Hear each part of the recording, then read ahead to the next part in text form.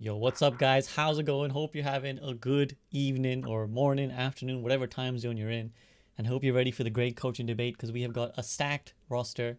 I think if these guys were the coaching staff of a team, it's a guaranteed Overwatch League title right here. So let me introduce the people who need no introduction for those of you who are familiar with Overwatch League at all. In the bottom right is assistant coach of the San Francisco Shock, formerly analyst, but got bumped up thanks to his awesome work. Casores, how you doing? Hello, I'm very, very good. I hope you're doing good too. I'm delighted. And in the bottom left, we have the former head coach of the Philadelphia Fusion, now currently the best VOD reviewer on YouTube, Hayes. How Yes, you sir. doing? How you doing, man? I'm doing good, thank you. Thanks for having me on here. I'm happy you could be. And Dpei, last but definitely not least, head coach of the LA Gladiators. I'm so grateful you could join me. Yeah, happy to be on. The two coaches on the side too, insane. So I'm happy to be on the podcast for sure. Yeah, thank you for being the only non-European here. So you kind of usually it's the other way around. Usually I'm the only European, and there's a bunch of NA guests, but you've woken up for us today. So thank you for that. Yeah, not late. It's 12:30, but late for me or That's early gamer for me. late. I Is, That's mean, is gamer that is time that early? late. Is that early for you? my schedule is awful. I'll tell you about it later. Oh, damn, you're on the gamer schedule. It's the It's off-season worse. schedule. That Yeah, stuff stays it's off like stream. That stuff stays off stream. yeah, yeah. All right, guys. So we're gonna get right into it. There's a lot to discuss. We're gonna kind of split this into two halves, roughly. I'm gonna try and keep the focus in the first half on coaching itself and your guys' experiences and your thoughts on coaching itself. And then in the second half, I'd love for us to discuss Overwatch more generally, particularly as an esport, since you guys are, some of the best minds when it comes to Overwatch in that scene. So there's a lot to discuss there as well. But for starters, we're gonna kind of start very, very straightforward, very, very basic for anyone who isn't super familiar with the highest level of Overwatch. I'm gonna ask you guys, what does an Overwatch coach actually do, especially when we compare it to a physical sport coach? Because a lot of people would understand what a football or soccer or tennis coach might do, but what does an Overwatch coach do? Hayes, I'm gonna throw this up to you first. What does an Overwatch coach do that a physical coach doesn't do? Obviously, similar to a physical coach, you have to understand how you want to train your players. So, for example, in Overwatch, we practice usually 2 to 4 hours a day. We scrim against other teams. Um, so, part of a coach's responsibility for that is to um, set the practice routine, set the schedule, set some structure for the players to follow. I think that's one big thing that players need is some structure. Um, Obviously, we're practicing 2 to 4 hours a day.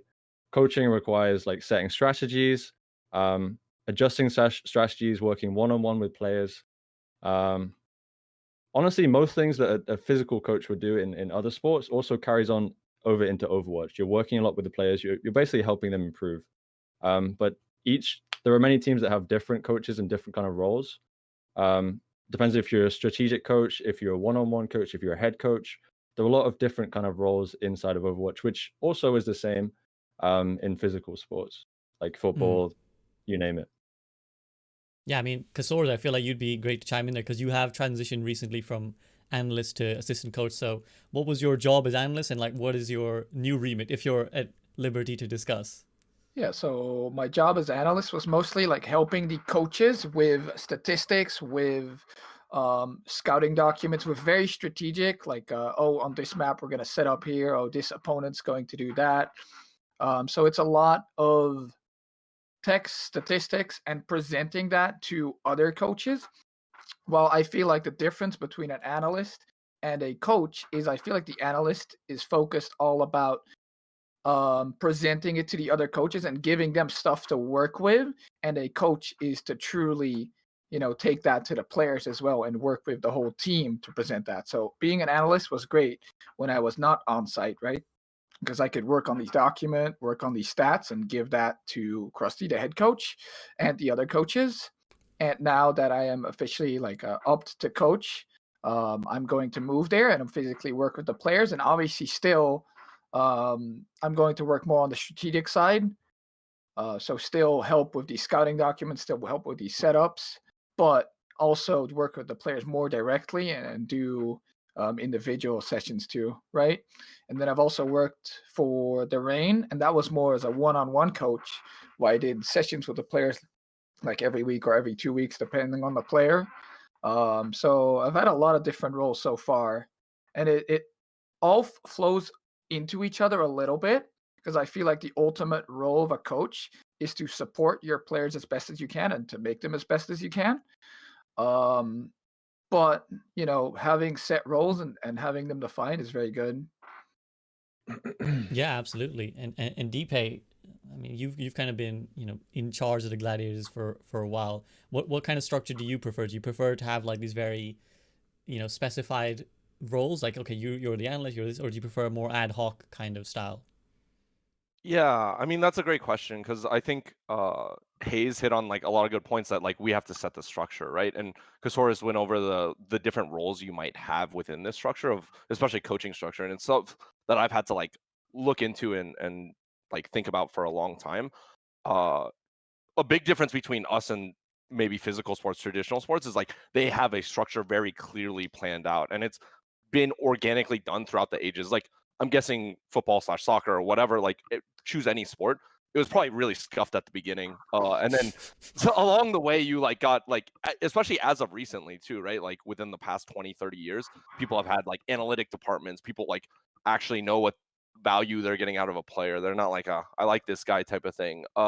So we're within that like really nascent stage of Overwatch, and so right now I'm more on the ad hoc train because I feel like if you commit to something and then you're wrong, that's worse than being able to free flow about and kind of naturally move around people's talents. So uh, for a coaching structure, I kind of keep it more loose, but I do have like a very general structure of like, hey, something I think is really important is communication. So as coaches, we're always going to meet 1 hour before we have any team discussion. We're going to meet 1 hour before, and we're going to, if we need that 1 hour, like we'll use that full hour to discuss whatever we need to discuss. Like if we're going over clips for today, whatever, like we're going to use that hour. If we're just sticking around too, like that's fine too, because we get to learn more about the game, much like an analyst would talk to a coach about, hey, here's this thing. Like maybe we can just shoot the shit about, hey, I think the diva changes are going to be really good and she'll be better than Sigma type of thing. Like we can just like talk about the random stuff in the game that's on our minds. So there are like certain things that I've built around that like I want like the structure to be like I really want heavy communication between coaches, but I also want heavy autonomy. I don't want you to tell me like every little thing that like happened between you and a player, but I do want you to tell me, hey, I want to talk to a player about his confidence or whatever. And like tell me that at some point, and then like we can talk about if you're having problems with that, or like, oh, that's really good information for me to know, so that way I know, hey, I need to give this player more confidence type of thing. So I think it's pretty similar, but not similar in the fact that we don't have this like very rigid structure that other organizations have that they built over time. Yeah, actually, that brings up a good point that we'll definitely come back to later. It'll be a larger topic of discussion, which was one thing that already strikes out to me as different to physical sports, is that there is something out of your control in the sense of the game's balance itself. And as you mentioned, those diva changes, of course, could radically change your life, the lives of your players, if, Blizzard change X thing, which is obviously, there's nothing like that in physical sports. Like I mean, there are minor rule changes every now and then in major sports, but nobody comes in and it's like, oh, you can't kick the ball anymore in soccer. Like, sorry, we've decided now you got to do it this way. So that's one thing I definitely want to touch back on later. But I kind of want to ask a more general question first. Is that do you like the idea of being like these kind of pioneers in figuring out what is going to be the structure for esports, or is it scary? Are you looking to other esports for like kind of help and advice, or are you just like, nah, we'll figure it out ourselves? And that's open to anyone. I imagine it must be terrifying. Like It's it is terrifying. I've been there before. It's yeah. terrifying. Yeah, I mean that's all there is to say. Is terrifying because you've got to figure it out on the fly. And to be honest, I think most coaches that come into Overwatch, they haven't had experience coaching before. I don't know about Dpei and Casores, but I've never been a coach before. I kind of learned with Overwatch. Overwatch was where I kind of began my journey. I fell into coaching through. I was originally a videographer, so I was recording videos for teams, and that's kind of how I joined Reunited back in Apex Season 1 or something. I joined them originally as a videographer and seconded as a coach, and I kind of learned from there. But I think a lot of the coaches in traditional sports, they've had years and years of experience, and a lot of us. I'm speaking for myself. I don't have years and years. I've been coaching since Overwatch began. That's 4 years. We're talking about traditional sports. These guys have been coaching for what, 20, 30 years. So yeah, we're definitely behind we're at the forefront, really. It's exciting and scary at the same time, I would say. Yeah, just to piggyback off what Hayes was saying, I totally agree that it's terrifying, but it's really rewarding when you get things right. But it feels so rare because, like, with structure too, you can never really know if this thing was positive, right? It's this more abstract thing, and it's at the end of the day, you're only measured by as a coach, you're only measured by do you win or do you lose. Like, Hmm. it's like a really sad thing of sports, but it's true. Like, your players' feelings towards you is also going to be based on if you're winning or if you're losing a lot of the times, and that's fine because that's kind of how it should be. But uh, Hayes brought up a really good point, which was like I started my career just the same, like just with Overwatch. I have had some background in coaching. I did some like tutoring and stuff like that, but nothing truly like coaching, to be honest. And it's just not the same. And these other coaches, like I think someone was talking about a young head coach in the league for basketball, and they were like 50 or something. And I'm like, that is not young. they started in like the film room, like they were probably a pro college, like whether they were D1 to D3 player or something like that. They were a college player, maybe had some small pro career. This is like very typical of coaches. Went into the film room from like age 25 to 30, at 25 to 35 or something like that. Was an AC for a really like not even an AC, like below an AC for like 10 years, an AC for 5 years, and then they were on that's a fast track, like I'm describing a really fast track, whereas like 5 years in the video room is like something we don't have the luxury of doing, right? And esports is so new, like you bring a StarCraft coach over, it doesn't necessarily work out. But yeah, I think it's really interesting, but it's also really terrifying. So coaching is not for the weak, So, Do you see it kind of evolving in that direction? Do you see us having 40-year-old coaches, 50-year-old coaches who've had like years and years of esports experience? Or do you think that esports is kind of a young man's game? See, I'm not entirely sure. I think it will develop more, and there will be grander coaching staffs in the future as there is more money put into like esports as a whole. Because a big reason, why some teams have more coaches, some people have less coaches, is just because of budget. But I don't know if it like in 20 years there'll be 50 coaches on a team. But with a greater structure, you can divide the roles better. You can build a greater coaching staff. Maybe there will be like 10 coaches on a team instead of like 3 on some teams now, or even 2. yeah, Yeah. I think just going along with that, stability is super important. Like money is like a factor of stability, like how much people believe that esports will exist for a long time. And esports is really general. It's like esports is just encompassing any sport played on an electronic device, right? Like, Yeah. so it's not even just like, oh, we invested into basketball for like 50 years.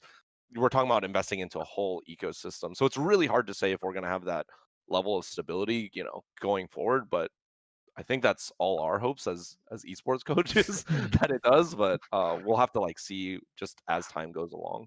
I think one thing we can do, like since we are at the beginning, I think there's a lot of things we can take from traditional sports, like in terms of Mhm. coaching. We can learn a lot from traditional sports, which is a good thing for us in a way. We can kind of see what people have done and see what works, and kind of test those things out and try with those, and then obviously see if it's working. But I think we can take a lot from traditional sports, in terms of like learning personally for coaching and kind of direction. Yeah, absolutely. And again, to kind of vibe off Dpei's point there, again, it's just the transition is so difficult because you're not going to ask somebody to go from being a basketball coach to being a soccer coach, right? Whereas in esports, like you said, going from being a StarCraft coach to being a Overwatch coach might have zero transferable skills other than just the coaching itself. So when the game, because games I suppose don't have stability other than like a few notable titles like Counter-Strike and StarCraft, which have been going on for so long, but because games don't have, well, we don't know if this game will even be popular in 10 years from now. It's Yeah. hard to keep that stability. I don't know if we'll ever see. I don't know if we'll see like 40 or 50-year-old head coaches or coaches in esports, because I feel like you have to have an understanding of the game, and unless the game has been out like 20 or 30 years, um, And I mean, you can definitely see older people playing Overwatch, but I haven't yet seen any people that are serious about playing Overwatch at that age who wants to then become a coach or something. Maybe down the line where it's more acceptable, that could be a thing. But until then, I don't see. I mean, Overwatch is probably not going to last. Like, I don't know how long it's going to last, but I'm assuming don't think I'll be playing Overwatch when I'm like 50. That's just a guess. Overwatch 20. You're gonna be playing Overwatch 4 by then. Probably, yeah. I was being generous with 20. 4 Overwatches Yeah. in 25 years. It's 2070. Overwatch 3 was announced 15 years ago. Blizzard are still teasing. We'll be doing Yeah. the 15th Uprising event. But is part of that though? Is part of what you alluded to, Hayes? Is part of that down to just esports being unstable as a career right now? Like when you're young, you can afford to, throw yourself into an unstable career, take a shot at becoming pro or a pro coach. But when you're 30, can you really afford to take a shot at an unstable frontier? I don't have I mean, I have a family, but I don't have a wife and kids right now, so I don't have to provide for anyone. So I have the luxury of being able to be financially free. You're exactly right. Like when you're older, you're going to have those responsibilities you have to look after, and unless you're tied down, and like right now, I think depending what role you're in, coaching for sure is not a secure job. We know that from watching. I mean, look at the Premier League. The coaches are getting shuffled around every month or so, and that's going to be the same in Overwatch League and every other sport, I think. So it's definitely uncertain. Yeah, I would say esports is 100% uncertain kind of territory with financial stability. Yeah, just the nature of competition, right? You're gonna get fired as soon as someone feels like you don't perform, and like it's probably reasonable in the sense that like we need to like get better talent, but like it's not a stable job if you have a wife and kids, like you were saying. You got a family to provide for, extra responsibility basically. But yeah, I mean, Casores, how do you feel about that actually before I vibe off some more? I think I'm not sure if I agree with Hayes' point that we won't see any 40 or 50-year-old coaches in the future. I think we could see as esports become more stable and contracts become a little bit longer and iterations in games like we were on now. CSGO is still viable. That's been viable for like a really long time in esports. So I could see like the average age of a coach go up for sure. But right now, and I feel like this is with any competitive like normal sports or esports, I think if you fuck up for 1 or 2 seasons, people look at results, so you can just be cut, and it's hard to fall back on something, especially in Overwatch now, where it's like Overwatch League, you have like a salary. Under that, you have nothing. Yeah, no, I tend to agree because I mean, who really knows what's going to happen with esports? There may be the case that games do become so long lasting, like CSGO or like StarCraft in many ways has and could have been, that you would be able to have long term coaches that can continue to transition. And again, perhaps if coaching itself becomes a more stable career in an esports sense, you would be able to make the jump from one game to another, because I don't think there's inherently a barrier between learning a new game, right? Even if you're older, like I think if you're in your 30s, I don't think inherently you would be incapable of picking up at least the knowledge of what it takes to be good at a new game, even if you may not be as proficient as you could be at it yourself, unless you guys disagree. I think it depends on the role within a team, because for a head coach, I actually feel like game knowledge is on a lower priority than like leadership and communication skills. But for an assistant coach, I 100% feel like the game knowledge is really hard to learn in a short period of time. So if you have a longer period of time, which you don't have right now, if you would swap games, it would be really hard. But I feel like head coaches especially can lean on their assistant coaches a little bit more for game knowledge. And maybe if they have like really strong leadership, they could swap to another game. I agree with that a lot. I think I disagree. Interesting. And thus it's a debate. I think I disagree with that because I don't know to what lesser degree you mean. I guess like I should clarify that, but like I've heard this sentiment that like head coaches can kind of be like, people talk about this on you know, on various different sports, like this guy's like a good player manager and stuff like that. And I think that's true. That you don't need as much game knowledge, right? Like I can agree with that, but like you can't be a complete dud on it. Like Yeah. I don't think you would have to be a competent assistant coach in your own right. And especially like maybe I'm just thinking about optimality. Like I'd want my head coach to be just as smart as any of my assistant coaches. Like if we're looking to be like, you know, top tier or something like that, like I think that would be like an aim that I would want my assistant coach to have those skills. Because I don't know which one's harder to teach. Like if I was an org picking up a coach, which one's harder to teach? You know, teaching someone interpersonal skills and like the relationship building part of coaching, or the game knowledge part. And like if I grab someone from StarCraft, could I teach them Overwatch? Or if I grabbed an Overwatch, you know, assistant coach who's like not as good on the relationship building, could I build that? And I think from the scene we've seen that more people excel from the other way around, right? Like the strategic minds can learn those things. It's not as good, but like they have more traction rather than the other way around. But I'm not super sure, but I do think that like I just want to emphasize the point that I think you can't have like low strategic prowess or low game understanding as a coach. Yeah. No, for sure. I do think that personally, I think that interpersonal skills and communication skills and leadership skills are a little bit harder to learn than the game itself, maybe, especially basics of a game. Maybe Overwatch is unique in that, as it's a super, super fast game with so many different abilities. Maybe a slower game such as Valorant would be easier in that, but at the same time, you know, that has a lot of intricacies as well, of course. Mhm. But I do think that, you know, swapping games is really hard. But I do think that if you have really good like leadership skills, those would carry over way more than maybe strategic skills from another game. Definitely. I think the important thing is you need to have that one person who has the vision and can be the leader for the team. That is the most important thing personally, I think. When it comes to a head coach, like you definitely, like you said, Dpei, you need to have a base knowledge and understanding of the game. Mhm. But I think most coaches nowadays in Overwatch have that, and I think the leadership thing is the one that stands out. Someone that has that leadership quality, but also has a good understanding. Yeah. I agree. I think that Yeah. is like very clearly need like one person with that. And I think that's like the most important thing for sure. Yeah, and I guess a lot of it comes down to the idea of like respect as well, right? Because I think one of the most important things is earning your players' respect and their trust. Is that like something you guys have ever found like struggles with? You know, for obviously it will struggle with form, like the performance of your team.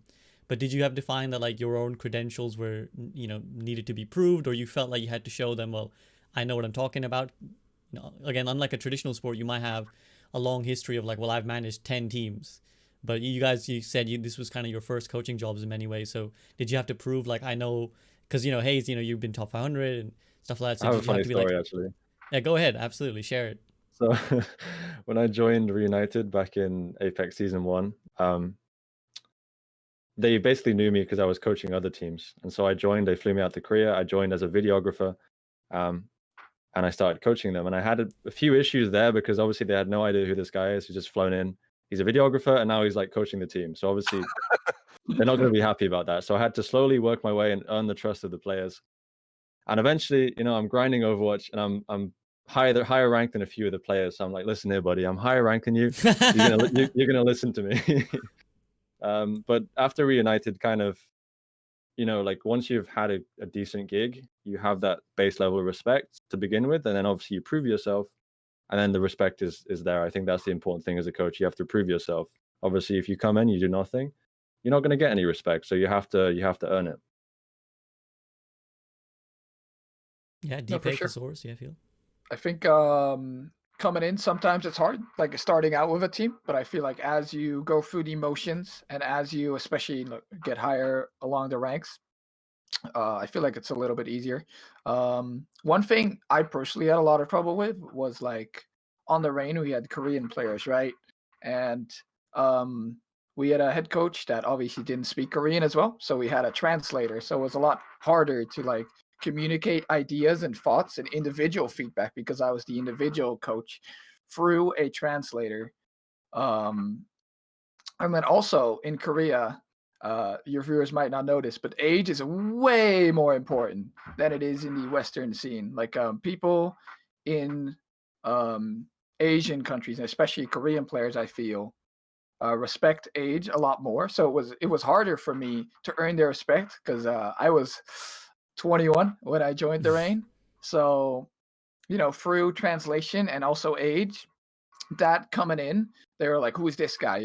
21-year-old kid. He was a pro player before, but he just played contenders. Coaching us was like hard to start out with, but as then weeks go on, it gets a little bit easier. And obviously now I've got a track record, so you come in with a lot more confidence. But especially starting out, for sure, for like newer coaches, I think that is something that could surprise them. And I feel like it was like a big inspiration why I'm learning Korean right now as well. I've been learning for like 9-10 months, pretty actively, but just a little bit of a language barrier. And I feel like one of the reasons why Shock is so successful is because Krusty is bilingual, so he's a very easy time explaining his idea to the Korean coaches or the Korean players and the Western players as well. That's a really fascinating point. I mean, I just want to get Dpei's thoughts on it before I ask a follow-up question.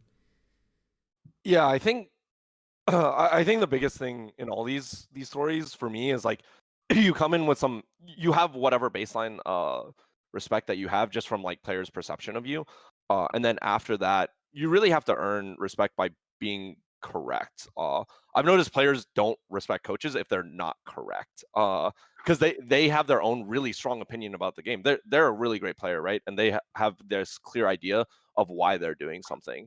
Or maybe they don't have a clear idea of why they're doing something. But a lot of the times, especially when giving feedback or something, like a player will see if feedback is correct if it's explained well, and if you like, and they try it and then it turns out to be correct, right? Like Overwatch is very clear. Like, did I do the thing that I was supposed to do, and then did it lead to a better result? It's like very clear from the player perspective. So, you have to be correct a lot of the time. So you doing a good job as a coach is really important, and you articulating your ideas, you communicating your ideas really well. Like Casores brought up problems of communication, but like you have to find a way around it, or you have to find a way through it, right?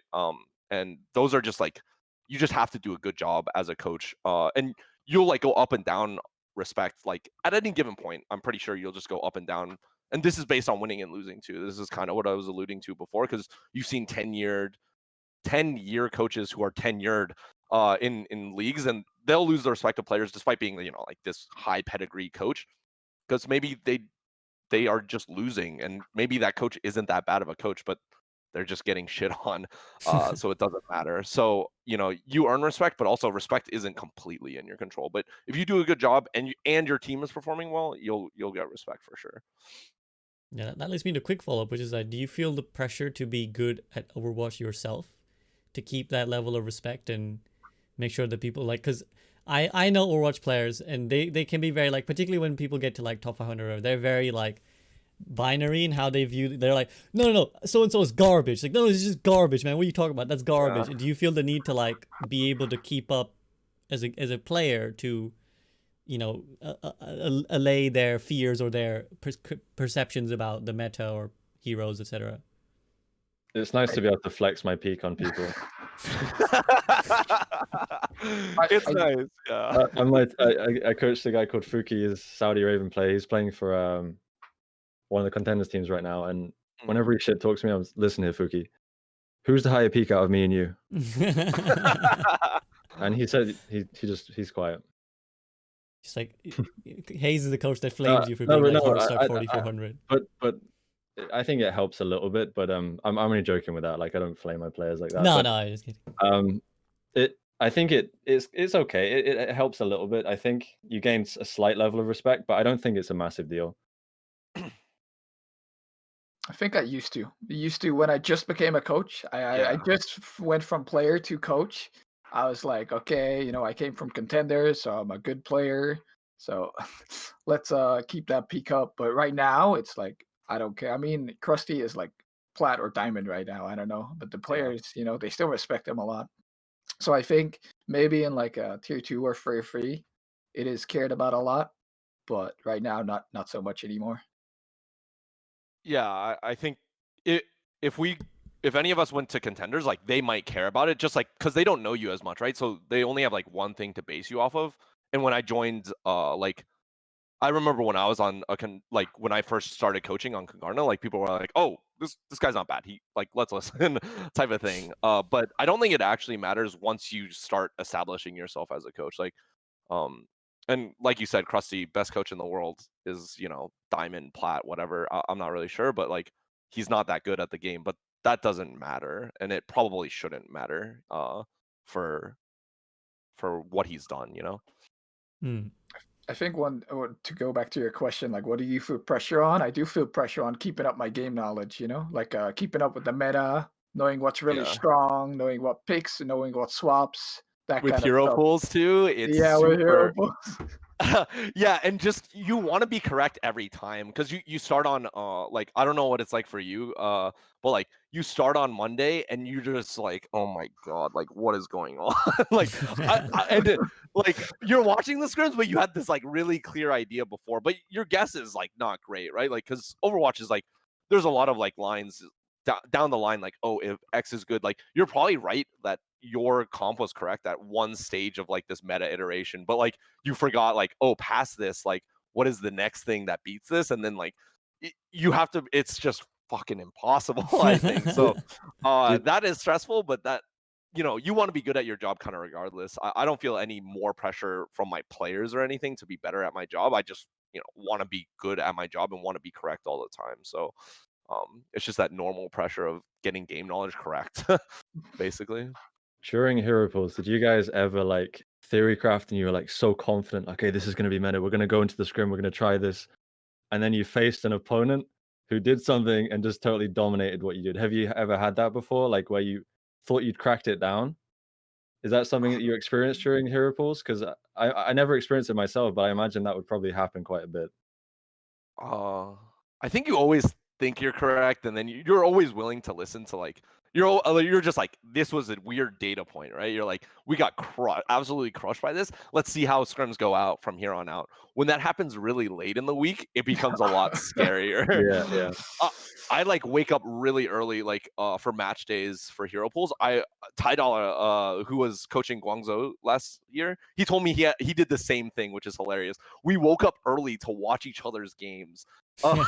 He would wake up early to watch NA, and he's like, I'm just panicked the whole time because I'm looking at this and I'm like, are we right? Are they right? What's happening? Like, are they playing it right? Are we playing it right? Like they're playing more for space, we're playing more for brawl. Like it's just so nerve-wracking. I'm waking up early to watch Korean contenders too, because sometimes their matches line up, and I'm like, this is right for sure. That's how we got to Reaper Sombra faster than other teams, in my opinion.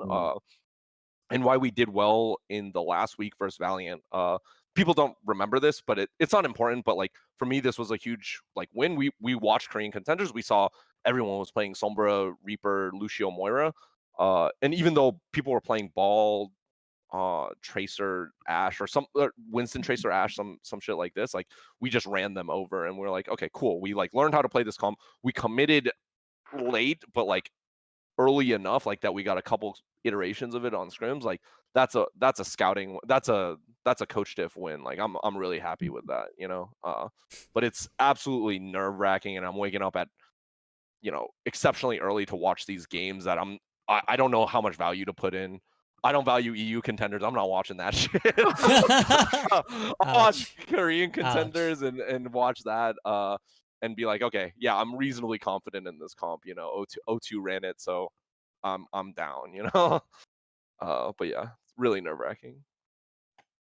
Yeah, I kind of want to have a more lengthy discussion about that whole thing actually in a little bit, but I just want to finish the more general coaching stuff. So yeah, sorry. I want to no. I absolutely love that you went there. I just want to hold you back a little bit, just for a little bit, because I don't want to miss out on something interesting that I found when Casores was talking. Was that the influence of Korea is, I think, quite probably unique in the sense of like many other sports, at least the ones that we engage in Europe or in North America, are primarily centered in those countries, whereas we're kind of in a space where we're in Europe, you're in North America, Dpei, and the dominant force is Korea, and it kind of has been always in esports. Does it like how does it just shape your lives and also your game itself, knowing that there's this country that has like the majority of the best players, that the culture comes from there, and obviously mingling with it yourselves? How does that kind of impact you guys? I mean, obviously for me, it's impacted me incredibly because I mean, I'm learning Korean right now just so I can communicate with the players and the coaches better. I think that's very important for me. And 60% of the league right now or so, don't quote me on that, but he's Korean. The majority is And they're the Korean, better half, right? Like Yeah. to and be they're honest, right? the It's top not just team. that they're the majority; Yeah. they're the better half of the majority by like a Mhm. large margin. Sorry. So yeah, there's definitely like a very big culture differences between Westerns players and coaches and Korean players and coaches. And the biggest things I found is that the teams that are mixed teams that can manage that properly are good. And if you can't manage those properly, you're shit. It's it's been like that for these seasons. So that's why, Agree. Yeah. teams are going full Western or full Korean because mi having a mixed team and having those cultures clash is really hard. Just speaking, as someone who's had to manage that, like it's hard. I think it.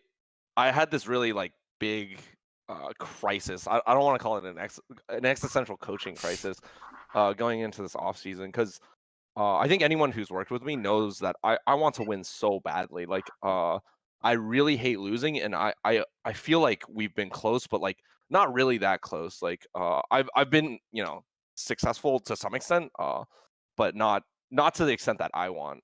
Maybe best from like the Western Hemisphere in terms of head coaching for a Western team, but like still not. I don't really want to pigeonhole myself to like, oh, like I'm best in this whatever niche category. I want to be the best regardless, right? So I had this really big existential crisis for coaching is like, you know, the better players are from Korea. Like this is a fact. Like anyone who argues this fact is a fucking idiot, I think. Like on the whole, like you have a full Korean team, you have a full Western team, the Korean team will do better, right? You want to be bilingual.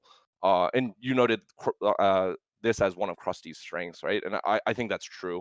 It's easier to learn English than it is for Westerner to learn Korean because they're immersed in like he's in the US, and then also English is more like people's base of English is like much higher, right? Just because it's a worldwide language, it's like perforated throughout the internet and just like media, right? Movies, whatever. It's like much easier to learn basically. Uh how can I as a coach, like I'm gimping myself by I'm the wrong Asian. Like I'm Chinese in ethnicity. I don't even speak Chinese, to be clear, but like I'm more American than I am anything else. But like if my goal is to be the best, and then like I feel like I have like I was playing WoW at the time, so I felt like my racial passive was fucking just bonkers bad. Like how can I do this, right? And like I've gone through the process, and I think it's like easier, or I think it's possible to do, but I think I'm taking like a much harder path. I have to be a much better coach than someone else, and I have to like work a lot harder.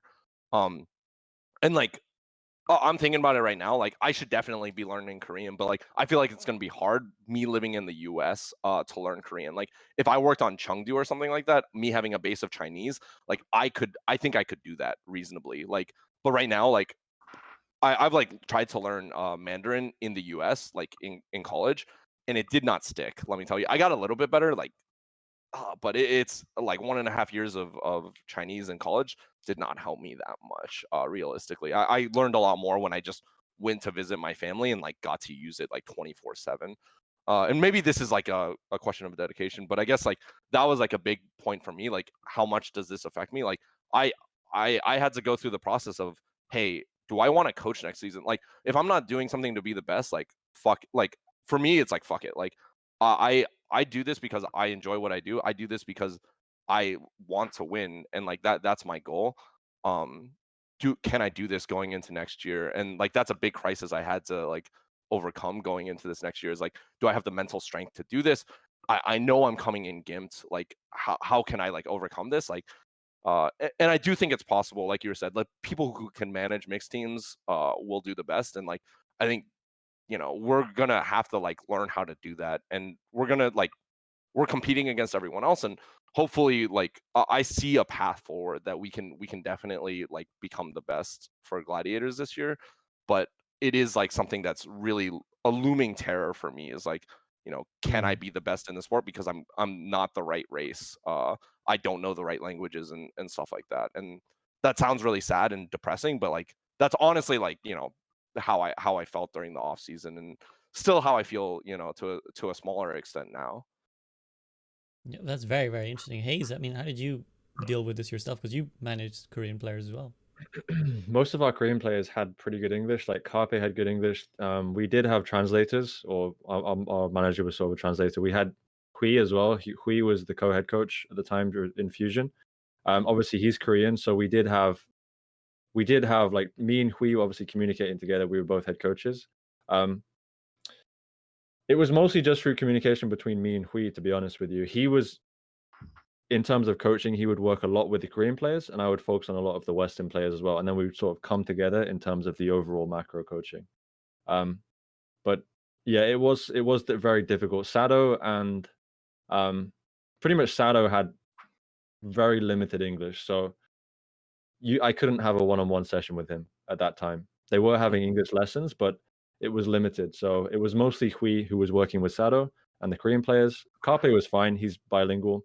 But yeah, it's definitely difficult when you're working with two languages, and I think Casores learning Korean is a huge move, because that's also I going to agree. make him more desirable in the future. If he does fully learn Korean, he's going to have that under his belt, and that's a massive, massive thing to have, that you can speak English, you understand Overwatch, you can coach Overwatch, and you can speak Korean.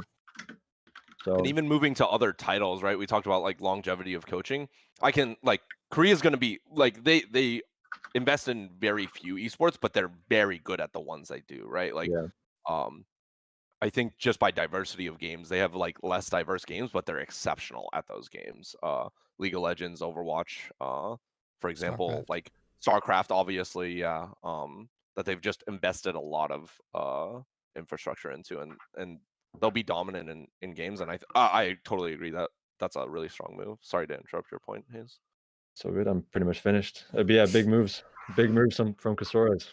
Thank you. I mean, And your man. it's a lot easier with a tutor, right? So I'm working with Sophie Ann, which I'm pretty sure the players that Dpei's work with also work with her. So I know Sophie, yeah. always heard good things about her, but I think she helps me a lot, and I think um, interacting with media. So I'm watching all the Shock Korean players stream all the time, because they're communicating Korea with the chat with the in-game players, Hmm. and that helps me so much. And then, as Dpei says, you're not gonna learn if you're just in America and not like talking Korean at all. So I'm trying to like talk as much as I can, but it it helps for sure, I feel. And I I mean, think I it's can great. art, yeah. Sorry.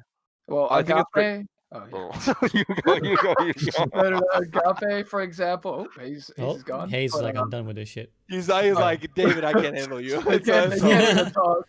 No, but Now in the Agape, for example, doesn't know that good English, even though he's had English in school, and we, for example, talked in Korean already. So it's already like bearing its fruits.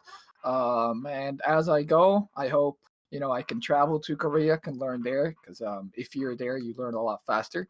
But since I'm young and I want to keep working on esports for a while, and I want to be one of the best, right? I feel like it's a big boost for sure. Dpei, what was it that you were gonna chime in with? Sorry. you kind of hit on it. No, it was my bad actually. I was saying it's great that you already have you have like Korean coaches that like it's already useful too, and like I think that's a big thing. That you are like conversing in.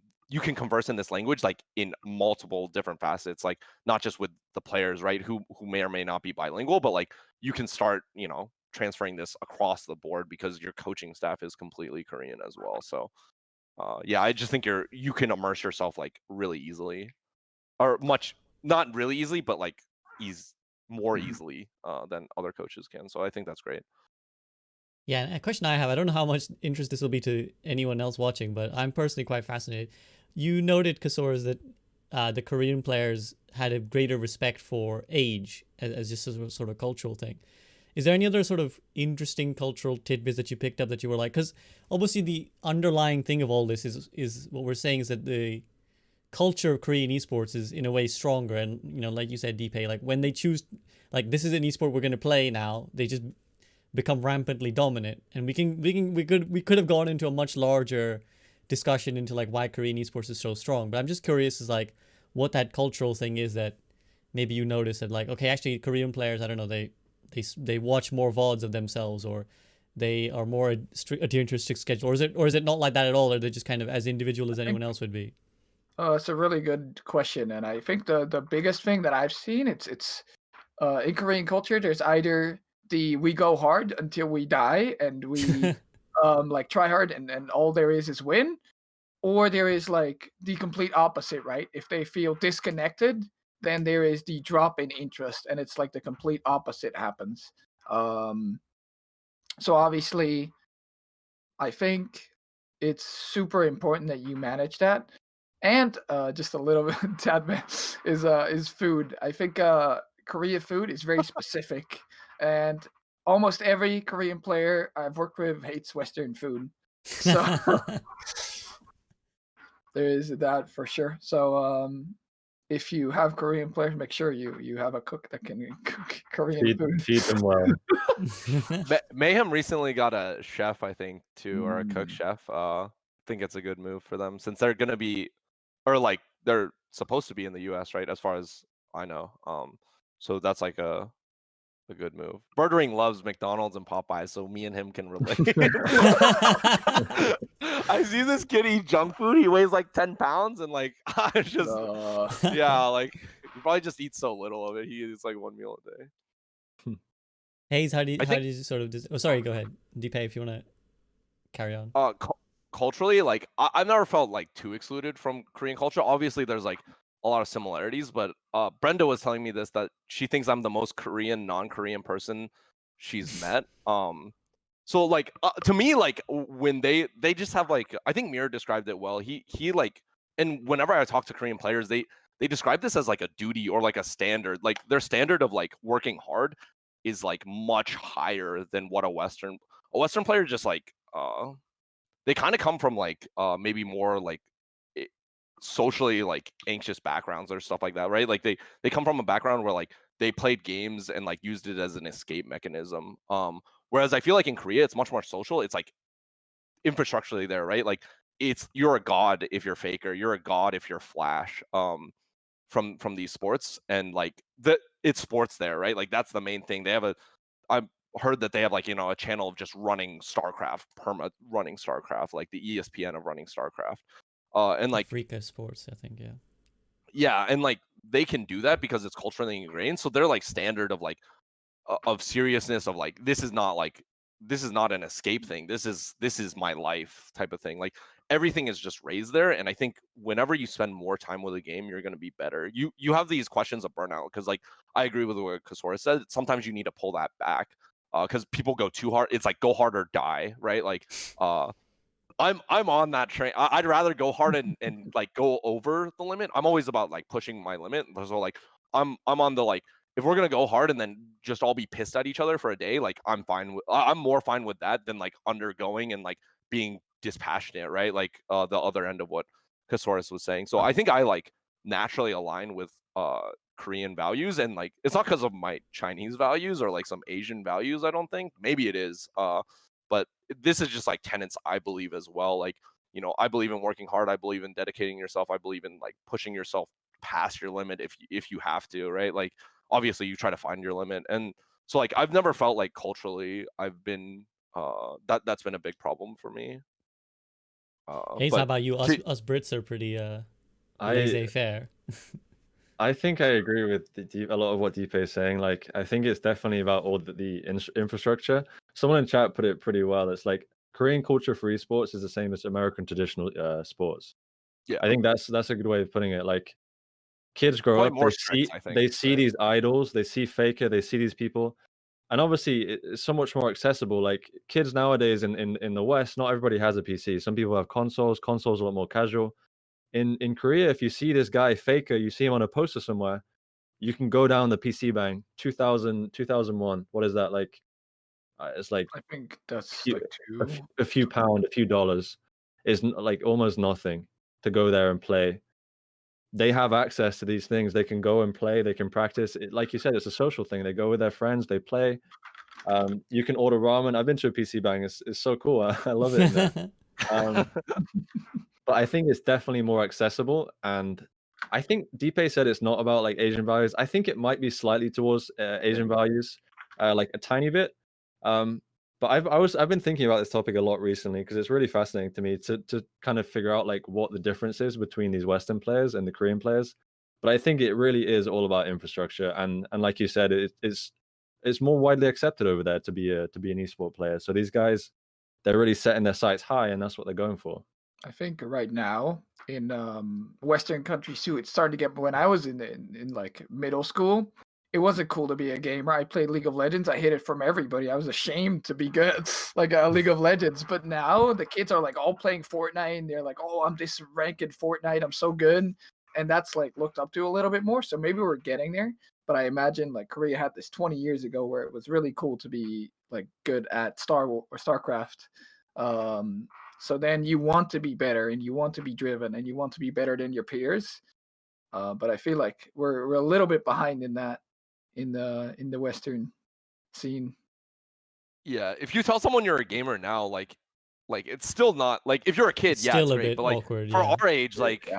you probably get some weirder looks, and like I totally resonate with what Casores was saying, which was like I hid my rank. You know, I was like really high ranked, but like Kez was telling me, our former manager was telling me, he was like, you'd be a god in school, like girls would want to date you and everything. Like I think that's still the standard. Like you're like, hey, I'm masters, wink wink, you know, like in league or something. You're like, I need to go to I'm Korea. top 500. Yeah, I need to go to. I don't want to flex, but I have one Yeah. trick Hammond, if you know what I mean. Yeah, but I'm sure in Korea too, it's an age thing too. That's like a younger generation thing. But it's not like a cool thing. When you think of gamer, you think of like this, you know, degenerate who's on a degenerate sleeping schedule and stuff like Eating that. Who thinks Doritos and Mountain 11? Dew. Yeah, Mountain Dew 12:30 wake up time is too early. You know, like these idiots. But yeah, I definitely think it's infrastructural for sure, cultural, infrastructural, whatever you want to call it. Do you see us getting? I mean, you know, I was reading all about esports being the most like more profitable than sports and music. Was it combined or something this year? And Yeah. you know, streamers are forever getting more popular. Do you see that kind of changing, or are we? My gut instinct is that we're kind of still a generation behind, because I think everything that you alluded to, Dpei, was very true, and I think some of it comes ultimately from parenting, because even though kids might be like, yeah, playing Fortnite is cool, how many parents are gonna help indulge you get better at Fortnite or get serious at Fortnite, right? I think that's where the real difference lies, and that's when you really see the change in the circle. Because in Korea, again, from my gathering, I'm only speaking through secondhand knowledge, but from what I gather, it's like considered an honor to represent your country in like an esport, right? It's like a big honor. You're like respected, and it's a goal that people would want someone to strive for. Whereas again here, if you tell your parents like, I want to be like Ninja, they're going to be like, well, firstly, who the fuck is Ninja?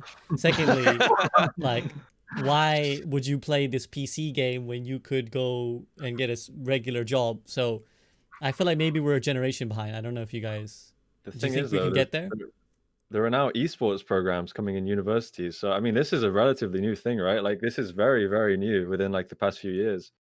So, I mean, it's definitely getting somewhere. You might be right, though, about like the parenting thing. Some parents still don't accept like video games. Like, I know my parents, for example, they didn't want me to do this until they started seeing me earning money from it. They were like, no, you're not doing it. Oh, wait. Oh, you're earning Yeah, money. the Okay, money. it's okay now. It's okay now. But I get it. It's like someone sitting in their room 8 hours a day playing video games, or it looks like they're playing video games. They could be coaching. They could be doing anything related to esports. I think we're kind of like we're getting somewhere with it. I think we're definitely getting somewhere, but it's going to take a little while, I think. That's fair. Yeah, And that actually, oh, go ahead. I think even for Korean parents, I mean, like, it just depends on how traditional they are, case by case. I'm sure it's like kind of leaning one way or another, but uh, I know for skewed parent, like for any parent, like basically you're saying I want to become like a professional musician, like that's the equivalent, right? Because being an esport player in Korea is like really hard, and being a professional esport player anywhere is really hard. But like you're Mm. basically saying I want to do this kind of unstable career that might last 1 to 2 years, and like you're pouring a lot of time, and like your parents just see you like I'm not making money and stuff like that. So it just goes down to like parenting values, and like for Koreans, like you have to put food on the table. Like the middle class there isn't that middle or anything like that. Like I think it just will depend on situation to situation for each of those. But if you want to become an esports player, you're basically telling your parents like, I want to become a musician. I want to become like Mm. this outlandish dream, and it's hard to say yes. If you're a parent, like it's hard to say yes a lot of the times. I imagine, like I don't know what it's like to parent, but like I could see that being very hard to say like I will support you financially for however long, like or whatever. You have to have like this really great discussion with your parents, which is like really hard to have, I'm sure. But yeah, it's I'm sure even in Korea, it's not like great Yeah. until you, like Kay said, you start making money. Then people are like, okay, it's fine, you do you. I mean, you coach 18-year-old gamers. I'm pretty sure you're good on learning how to parent, Dpei. Don't worry. You're basically there. You're basically there. Yeah, I thought about it. It might transfer over to fathering skills, but yeah. Any more thoughts? Because I have a slightly related question, but I don't want to. If someone has anything interesting to add, I wouldn't want to cut that out. No. All right. So my other related question is on that topic.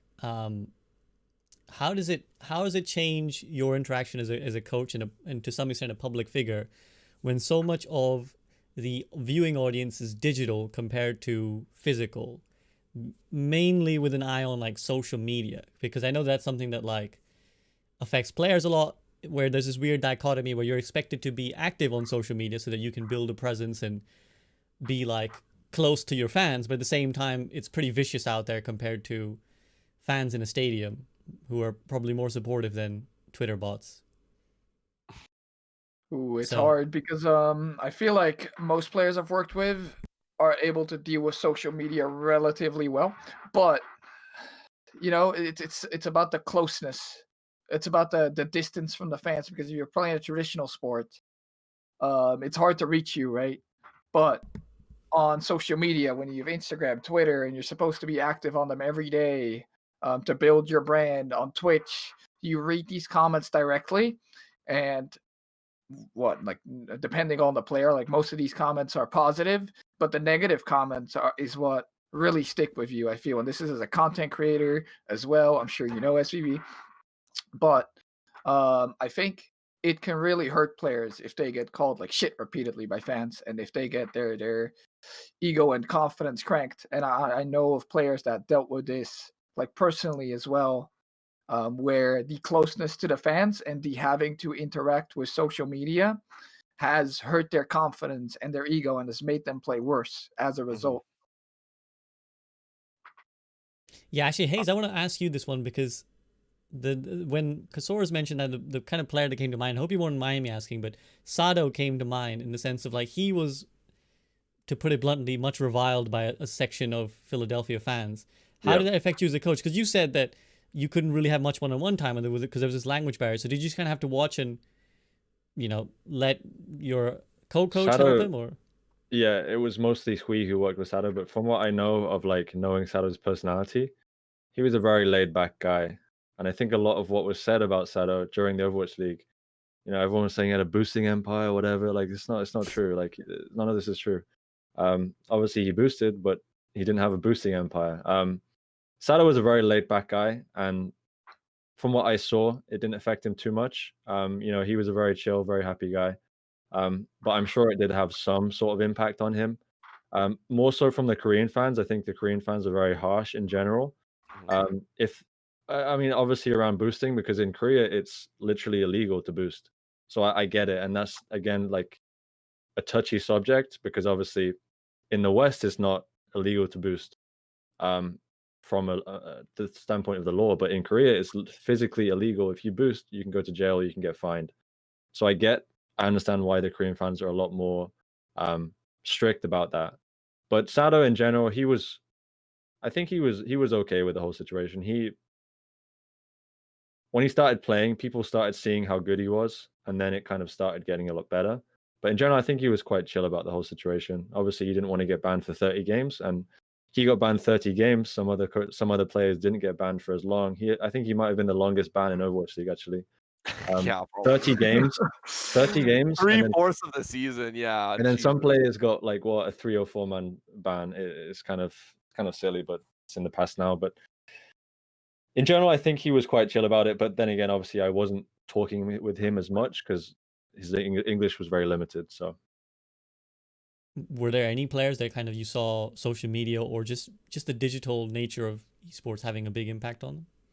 I think most players do check social media. I don't know if it's I think it's more of an issue with social media rather than like the players definitely have an aspect of like having to interact, but when they're at that level where they're just focused on pro play, some of them don't care about, streaming and whatnot. Some of them just want to focus purely on improving, practicing, grinding, whatnot, and trying to be the best player they can.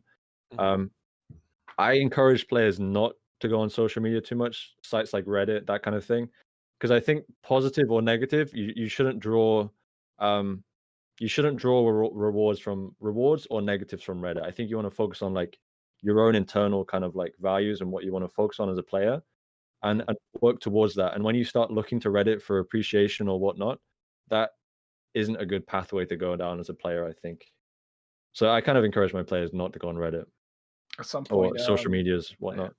at some point, I actually took the phone away from a player every single match day because they would keep looking at Reddit and keep looking at their phone every single time they had a match, and I felt it would affect them. And they told me, I looked at Reddit while our match was going on, which is Wow. yeah, Yeah. and I'd somebody see it said too. something bad about him, and it said he That's affected it. really bad, actually. So I made it a point to take away their phone every single match day from that point on until the Yeah. match was over. It's Yeah.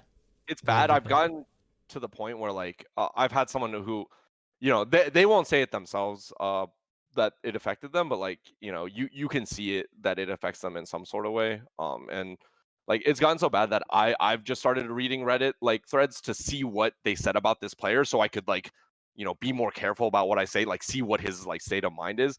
And that seems really weird that I tell my players not to go on Reddit, but I myself am checking on Reddit because I know my players check Reddit.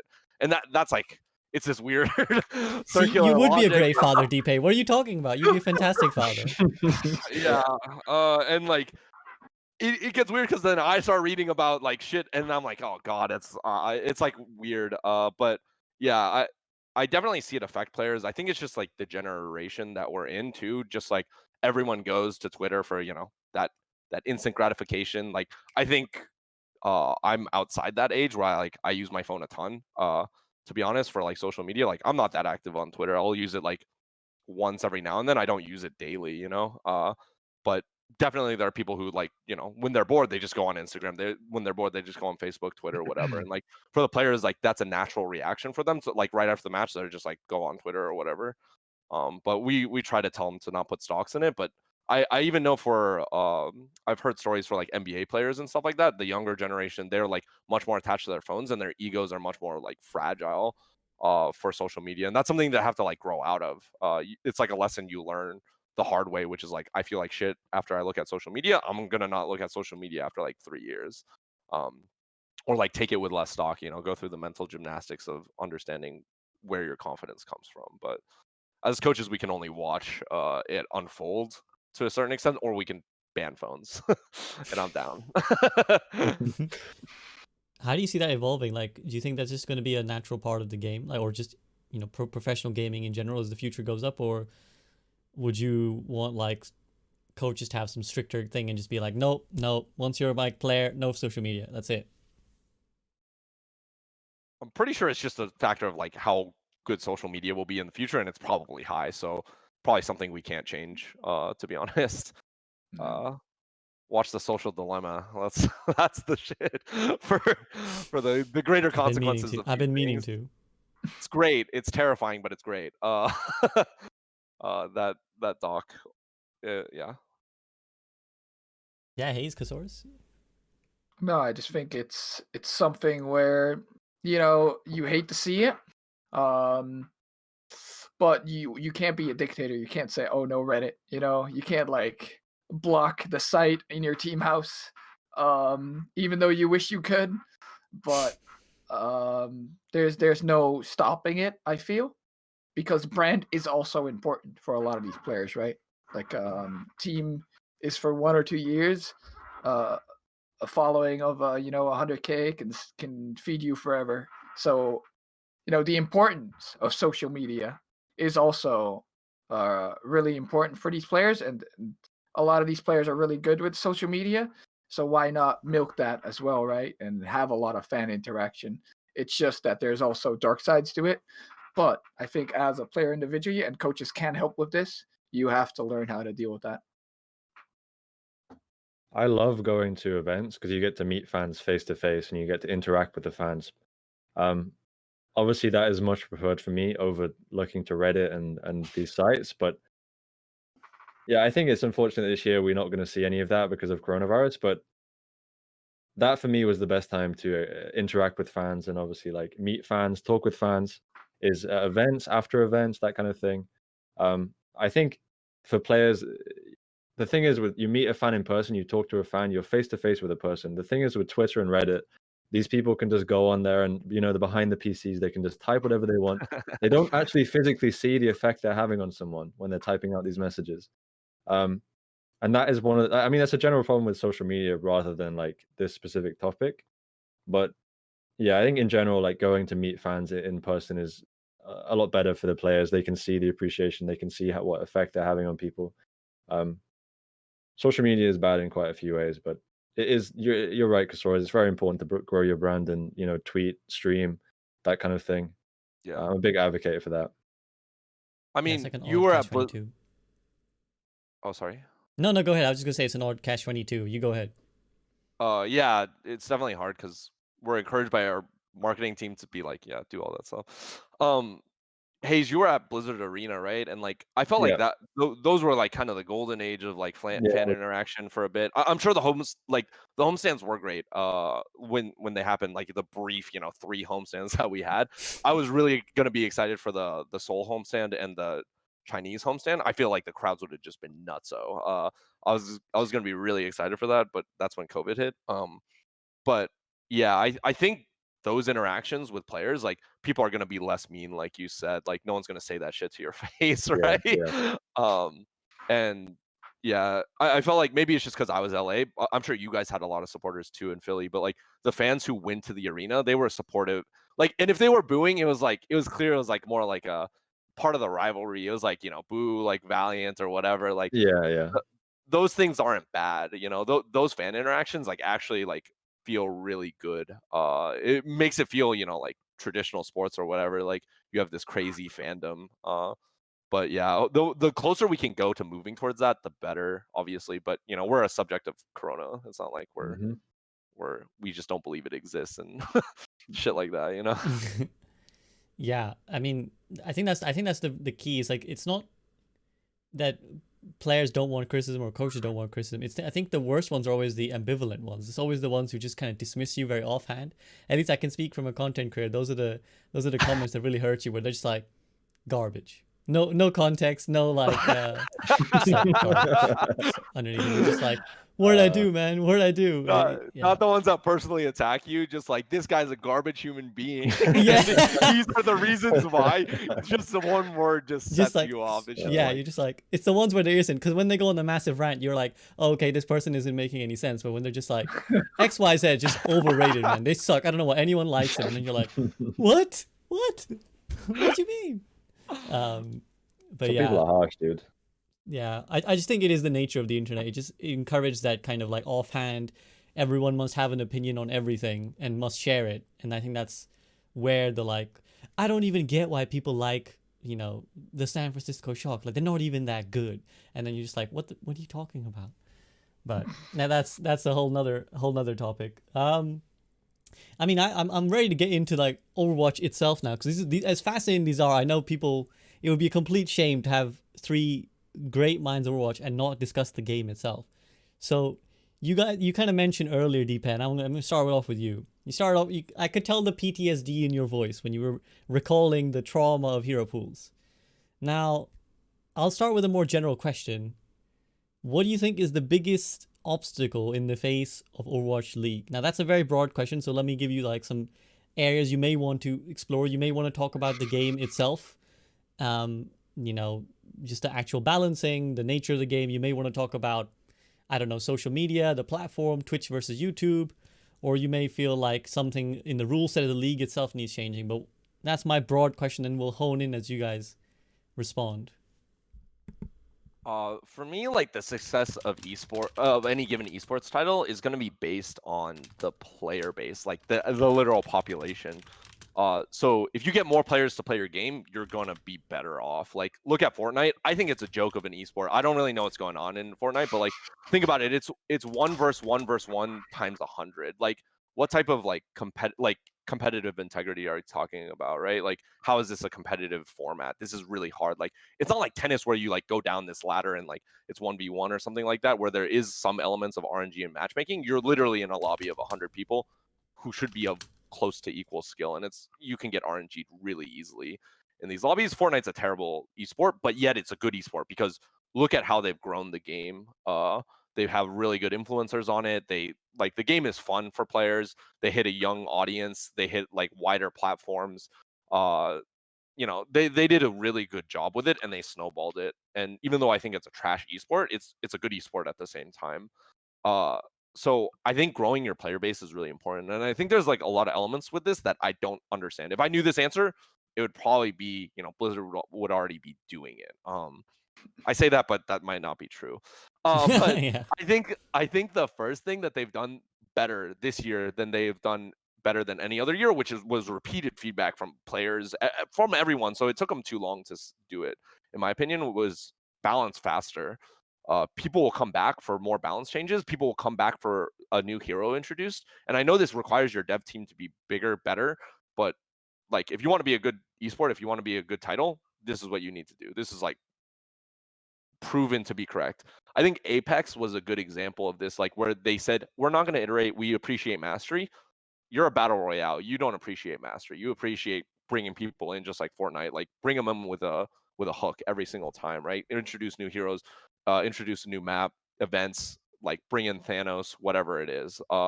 Like do those things. And they kind of refused to do that at the beginning, and it kind of fell off. And then it, you know, I don't really know where it's at, but I think it's like stabilized. Yeah, it's a lot better Now. now. It's a lot better It's now. a lot better now than like the start was really hype, I think, and then really fell off a cliff, and then now it's like restabilized towards somewhere in the middle. Good job, Yeah. Apex. Like you guys recognized your mistake. There's some things like CS where you like don't change anything. The formula is good. Like this is the long-standing thing. But that's like an anomaly. Like Melee 2, these are like kind of niche followings, to be honest, right? Someone who isn't into Counter-Strike will not get into Counter-Strike. Whereas like you want a wider reaching audience. So for Overwatch, like with Overwatch 2, you introduce 5 heroes, but you need to like keep up the pace, because Overwatch when it first came out was an absolutely great game, and like people really appreciated it. But then like there were like some lazy years, like let's be honest, from the dev side, really lazy years where like things were unchanged for a long time. We were in dive for 2 years. Winston Diva, it was Lucio Zen, but then Mercy Zen. Mercy exists. Do you guys remember the Moth meta? Like Hayes for sure remembers it. Like Jesus Christ, the Mercy existed at that state for how long? Like a greater part of a year, or sorry, like a better part of a year, right? Like more than 6 months. That's insanity to me, like for sure. That they didn't do that. Goats was 3/4 of a year. That's crazy. To me, like absolutely nutso. So like they did a poor job, and like, you know, I'm not gonna sugarcoat it, because I'm not talking directly to devs, but like they did a shit job. Like let's be fucking honest, they did a shit job for 2 years. But they need to do a better, like you can bring it back with Overwatch 2, I think. Rumors are it's a free to play model, whatever. Like people won't care if it's the second version. I think you can get players to come back potentially, but like these are some ways to increase your player base that are just like basically make your game better. I think from like an OWL standpoint and stuff like that, things are mostly fine. Like I could be wrong. There's like probably some rules that are like really important, and like maybe there's like some franchise stuff that I don't understand, but I think franchising is the right direction. How they're doing it exactly with like revenue splitting and stuff like that, I'm not really sure. But I think for me, like the biggest thing is get a player base, make your game good, and like players will come, and then your esport will naturally be better if you learn how to connect it to like people. They finally started making owl skins in game season 2, I think, and like tokens ways like there's now like a live button on Battle.net. I think they should have done that year 1 for sure. And you know, the dev team is probably saying like we can't do all this shit, and they're probably not wrong. Like maybe they're understaffed, and like that's a misallocation by like the greater company of like Activision Blizzard. But like if I'm just being like making a wish list, like this stuff should have been done very clearly, like all with the rollout of Overwatch League, like connected, made owl tokens, connected, like watching, make an in-browser watcher, like all these things should have been done if you wanted owl to be like as successful as possible. And I think it could have been, and it still can be if Overwatch 2 isn't this, you know, terrible product that Overwatch was for the first 2 years. And I want to say this with optimism that I think Overwatch has done better this past year in terms of balance. We see really fast changes, not now because it's the holiday season, and I think that's reasonable, but like, yeah. Sorry, that was like a long-winded answer. No, I but mean, it was those a was hard fantastic. Those question, like, which is fix Overwatch. yeah, well, those are like 3 great points in there. Hayes, I saw several moments where you were kind of ready to go in, so go ahead and tell me whichever one you want to hone in on. So I think with Overwatch, so for example, during Worlds, this always happens to me every year with League of Legends Worlds. So League of Legends Worlds comes on, I watch Worlds even though I'm not playing League, and I get hooked on League. The reason why is because it's such a good esport to watch. Now, this is my only problem with Overwatch, is that it's such a fun game to play, but to watch, it's very difficult. It is possible, but I'm a coach and I can watch the game, but it's still hard sometimes to watch the game. For a casual player, it must be so hard to watch the game, honestly. Like if you don't have a good understanding of the game, it must be incredibly difficult to watch. I think because Overwatch is such a good game, it's so good because it's so complex and diverse in the way that it plays. But that doesn't translate too well into how it's watched. Obviously, this go into a fight, you get both teams have 4 or 5 ultimates coming. But every team's pressing Q, all the ults are coming off. You see two transcendences coming off. Like it's a very difficult game to watch compared to a game like League of Legends or Counter-Strike. If they can find a way of keeping the game's identity and playstyle while being able to make the game easier to watch, whether that's better observers. I'm not saying that Overwatch League observers are bad or something. I'm just saying if you can find an observer who really has a good understanding of the game and can find you the right angles and find you the right narrative going into each team fight, that's going to be huge. Now I don't know what they can do with Overwatch 2, but I think Overwatch is personally for me. I watch an esport, and if the esport looks cool and I enjoy watching it, I'm going to want to play that esport, and that's what I want people to feel with Overwatch. I want people to feel that this game looks so fun to play and watch, and they're really invested in the game, and then they can go and play it themselves. I think that's one thing that I struggle to do with Overwatch sometimes that I can do more so with CS and League.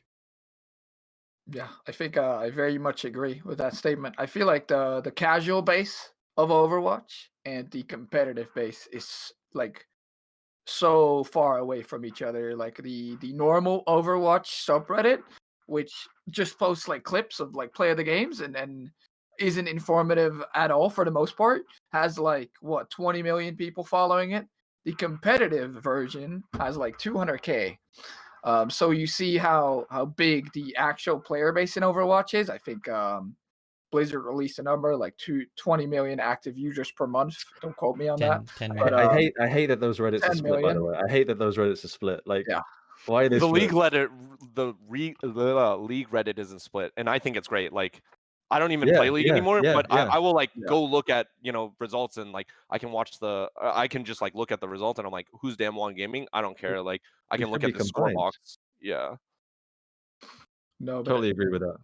100%. Like, and the way that is hard, right, is exactly what Hayes is saying, like, Overwatch is a great game to play because you only have to play one character and it's fine to follow. You've one ult. But when you're spectating the game and you see coalescence go off, you see a shatter, you see a grab, you see, I'm want to get guts. But Legion Control what is Center with Sims, like what that's is that's Oh Oh yeah, happening? my like a bunch of God, yeah. shields crossing. So unless you have like a super great understanding of the game, it is really hard to follow. And even for me, when I'm watching a VOD, I'm pausing and playbacking like every 5 seconds because I don't know what's going on otherwise, So it's 100% an issue with Overwatch, and I don't think it's an issue that can be fixed because a game like League of Legends and Counter-Strike, there's so much downtime where the casters can explain everything. That's But the in thing. Overwatch, there is so little downtime. So it's hard for the casual audience to have things explained to them. And yeah, when I'm watching Overwatch League, like it would be really hard for me to get into the game, even if I'm playing the game, which is no other game feels like that. I think, yeah, I totally agree. I think it's going to be hard to change that like structurally because you have like all 12 players in the game have like super high impact, and it's not like you can like third person it and it's really clear, a lot of the time. I think that's like a problem, but I think one of the ways we can alleviate it was one of the things Hayes mentioned, which was like better spectating and better commentating. You're gonna and like I don't know a lot about this stuff, and I don't want to just like critique people who are gonna shit talk me later. But if I'm being like very, very critical, I think Jake is the best caster in Overwatch Yeah. because I think he like when he explains the game, I actually understand. Like I'm a coach, and like I'm like this is reasonable. Maybe it's my bias because I think he understands the game. I understand the game, but Jake I think explains the game well. He doesn't have like the casting nuance of like saying these really like nice phrases, catchy phrases or whatever. Sometimes he rushes his speech, which is bad. You want to be like slower and more articulate. Like I've noticed some things like that. Like he rushes to talk because he wants to get out his point. He talks like this, and like that's harder to follow. But I think overall, like the casting can be a lot like the knowledge of the game can be a lot better because I think if you identify the wrong thing to talk about as a caster, you like get stuck on that, and you're probably not right most of the time. And then your observer, like you should talk with your. I don't really know, but you should talk with your observers, right? And talk about like this is the thing that I want to watch going into this match. This is how I want to explain like this thing. Like I've seen people explain like comps, and I'm like, I think you're completely wrong, or they're like a fraction right, but that's not like the crux of what you should be watching, right? They're just like Striker's Tracer, like this is the thing to watch, and like they're not wrong, like this is the thing to watch, but like I can tell the cameraman is confused, camera person's confused because like they're only watching Striker, they're not seeing like the setup of Striker, they're not watching like how does Smurf and Striker set up on Winston Tracer, right? They don't understand the game. Like it's really clear to me, like even when you guys join ranked games, right? Like I'm playing with GM players, I'm playing with contenders players, and I'm pretty sure they don't understand the game. And that's like a really big accusation to make, but I'm like almost certain of it. Especially from the Western side. They really don't understand Apex. I really like love the camera work from Apex because it broke down those POTG moments. You guys talked about it, how the subreddits are split, and like there's some fans who just want to see those glorious moments of this Nano Genji blade, right? You get those moments, and those are really cool. Like I remember I saw one where it's like Haxel's nano bladed, and then Rouge Hong sleeps it, and the transition is like seamless. It was sick to watch, and that was in like 2016. This was super long ago that they had this understanding and stuff like that. And I feel like even now, like that's to the point where we've gotten to observing, but it's not all the way there because the game knowledge isn't there from like the Western side of observing, the Western side of analysis, the Western side. Like I could be wrong, but like that's how I feel is like the commentating isn't always like tip top, and then the observing isn't that good either, or it's like not connected. That's something I've noticed is it's not connected to what the casters are talking about. And I'm not like making a big like accusation on casters because I think they do a good job. Like I think everyone would agree like they do a good job, but I would like someone to coach the casters on like what is going on in this game, because like if they're coaching themselves, like I really only think Jake is like consistently correct. And I'll say like that's probably not right, but I think Jake is like the most consistently correct, and like he gives it the best view of the game.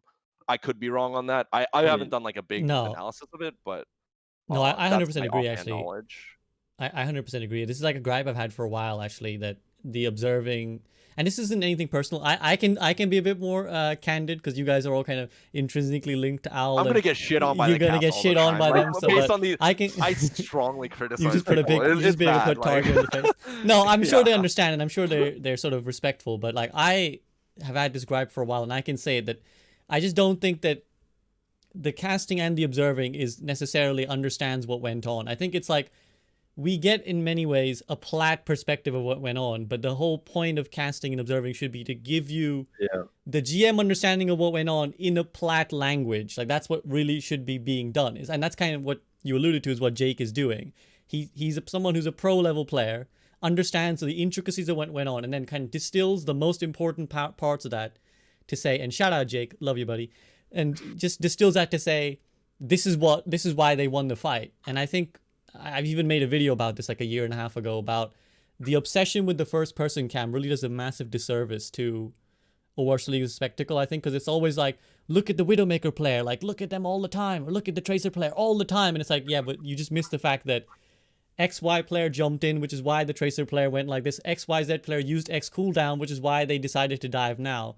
And all these nuances are missed. And I think if we compare it to an esport like StarCraft, for example, every observer and every caster is basically a Grandmaster level player. And I don't think that is a mandatory thing. I don't think every observer and every caster has to be a Grandmaster level player. But they certainly should have that level of understanding and like should be held to that standard, basically. Like you can't just be... I think we started off with a lot of like professional casters casting because obviously there wasn't necessarily the infrastructure. But I think now that we're here, we have plenty of retired pros, people who have shown that they are, you know, whether through content creation or whatever, they've shown that they have the expertise to do this properly. I think it's not really an excuse anymore that, to be blunt, that our casting is as poor as it is. I wonder if how much of it is like down to how young Overwatch is, because if you look at games like League of Legends, like a lot of their casters and analysts, they are ex-coaches, ex-players. They're all in the scene. They're people that have been at the top level before, True. and now they're coaching. Or not, sorry, they're not coaching. They're an analyst or they're a caster or whatever. They clearly have a good understanding. I wonder how much of that is just because Overwatch is so fresh. It's only 4 years old. League is what, over 10 years old. Yeah. So yeah, I think it could be partly that, but I agree with a lot of what Dpei said. Like Jake is a great caster. All the other casters are great as well. I think people just yearn for that explanation of what these players are doing, and when they get that, it's like, oh, it all clicks. They understand what's going on, and then it's so much more enjoyable to watch.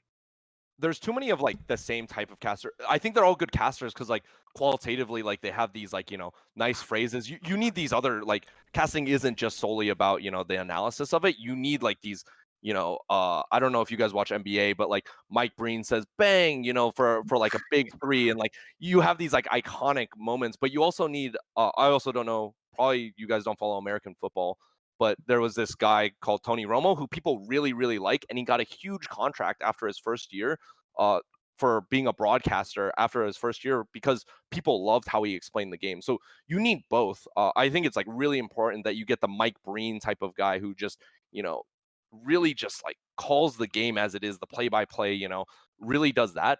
And then also get the analysis guy, the color guy, I think. Color commentator versus play-by-play, Yeah. You need the color commentator to explain it, but I think they just need to be more cohesive, like in their understanding of the game, because then that will make it, like, from game to game, make it seem more seamless too, since they have so many casting pairs. Like, I think you just like need a better team, and like I almost think, like, I was almost like thinking they need to be like coached, or like they should have like someone talking to them about the game and like, okay, Yeah. like how are we managing this situation. But I understand it's like not easy, because I think they do a good job with casting, and they know much more about casting than I ever will in my entire life. I'm like certain of that. But these are like things that I see as a spectator that are like problematic. I think I even messaged like John about like, oh, this is like what I think is good for casting, and this is what I don't think is good for casting, because I was bored during one break. Because I was bored. The thing I want to add to that is, and you know, sorry casters, it's nothing personal. We're done bashing you now for at least now. But the thing I want to add on top of that question is partly the visual vomit of Overwatch as an esport down to its heavy reliance on mirror matchups. Because I think that the fact that you're seeing the same characters on both sides spam the same shit in each other's direction, I'll speak from a personal point of view. I don't like it. I don't like mirror matchups as a necessity in Overwatch. Do you think that contributes to the not niceness of it? Dpei is going to take a bathroom break, guys. But go ahead, Dpei. So I'll leave Hayes and Casores. Do you guys think the mirror matches are kind of bad for Overwatch, or are you fine with them? I think it'd definitely be a lot more interesting if you see different compositions being played. I think it's a problem of like game balance. I mean, I think personally, I would rather see multiple different compositions. It's one of the reasons I like watching League is because when they pick these different compositions, the casters are then trying to figure out and explain to you how these compositions are going to be played. And I think with Overwatch, when it's like, oh, they're playing goats, guys, they're gonna speed in, they're gonna use Brig Bash on the Rhine, they're gonna shatter here. It's there's no diversity there. I want to see different compositions. I want to see different compositions clash. And you do see that in contenders. I mean, if you look at EU contenders, they're playing very funny comps over there.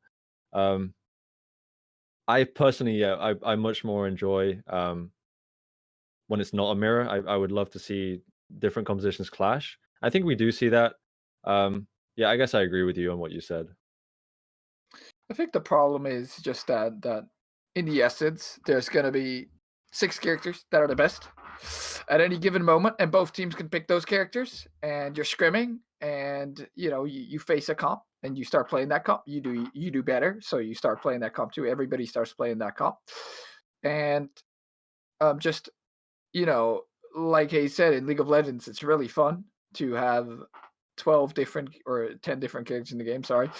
But in Overwatch, I mean, I right now, as the game is, with the way ultimates work and the way characters work and how little characters there are, you're just gonna see like mirror matchups, like unless something drastically changes with the game. And they have tried to address visual clutter in the past with like the ultimate charge nerfs, which I thought were very, very good. But I just feel like in Overwatch, there's so little downtime between each fight, and all abilities have such an anime like context to them that the visual clutter is never really going to be fixed. Um, I know they're doing a visual overhaul for Overwatch Overwatch 2, 2, maybe? right? But that is not going to change like 3 different abilities that can be used every 5 seconds, and an ultimate for each character.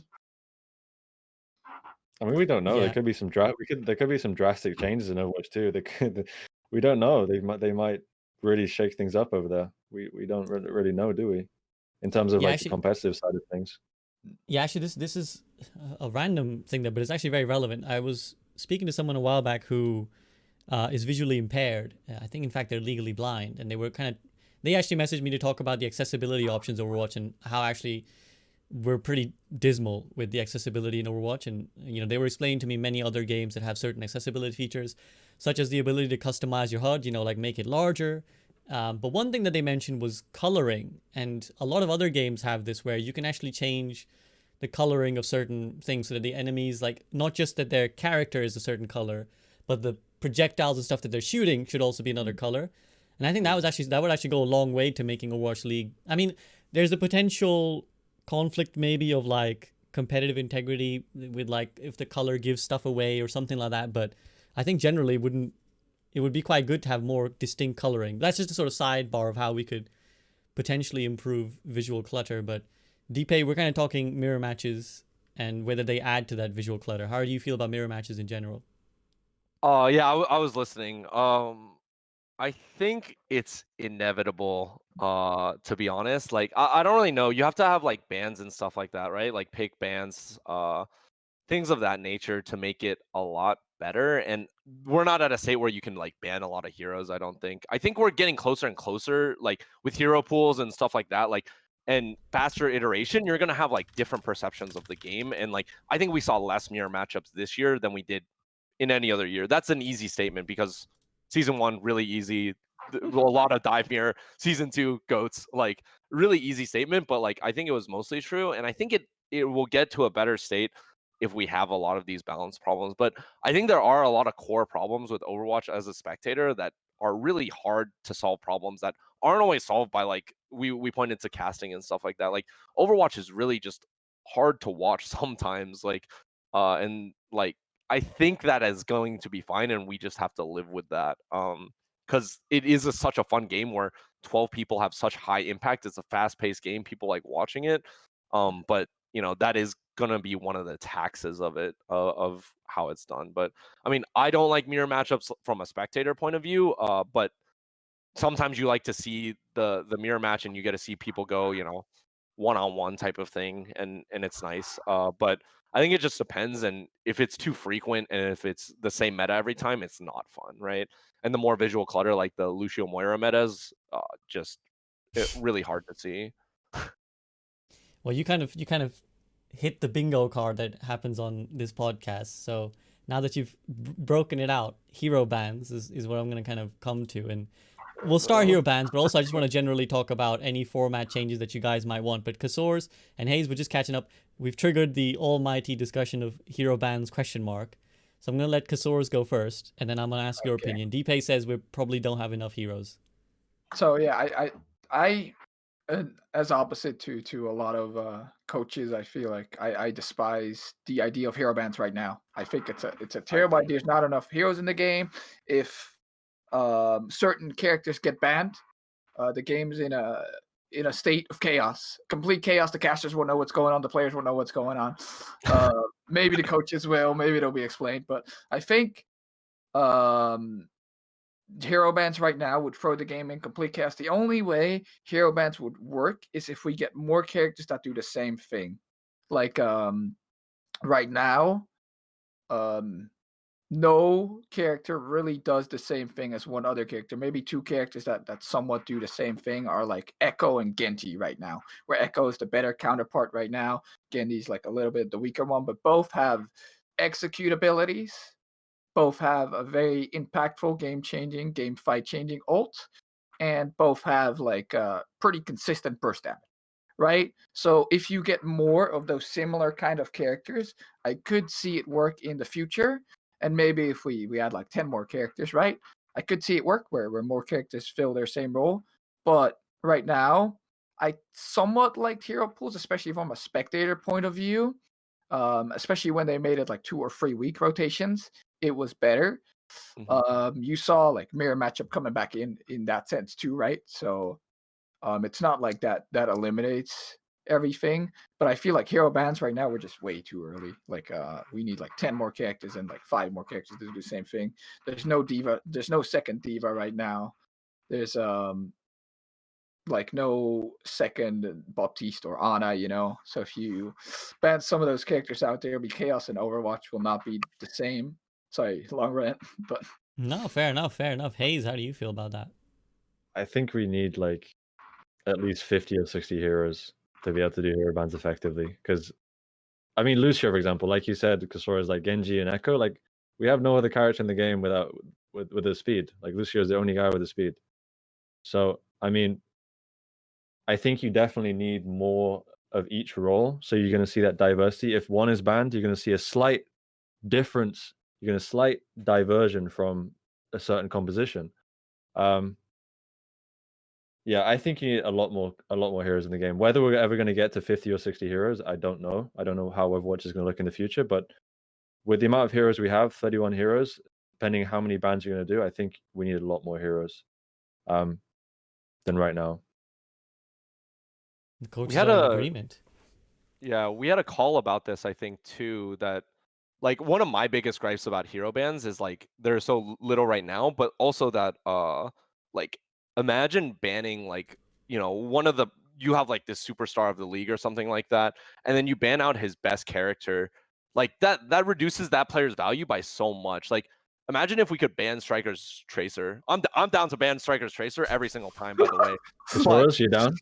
That's so bad, right? Like that's so bad from like we get to see this legendary Tracer player and then we can't actually see it. And like with League, you can do that because they have like 120 heroes and like you could ban. I thought it was cool like that you ended up. You guys know the Faker moment with Ryu, right? like that was a blind pick game, and like I was like talking about this in the call, is like, oh, maybe like in the future we can do this, like, oh, all gloves are off type of thing.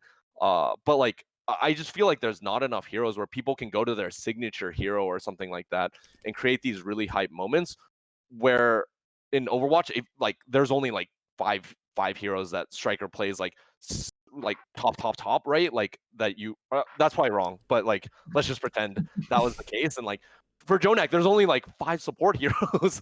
Like, are we putting Jonak on Mercy? Like, what's going on here? Like, that would be awful. So we need more heroes if we're gonna do hero bans, or it just needs to be like one ban. But even then, like, why even do it if it's one ban? You know, that's not strategic. That's just anti-fun, I guess.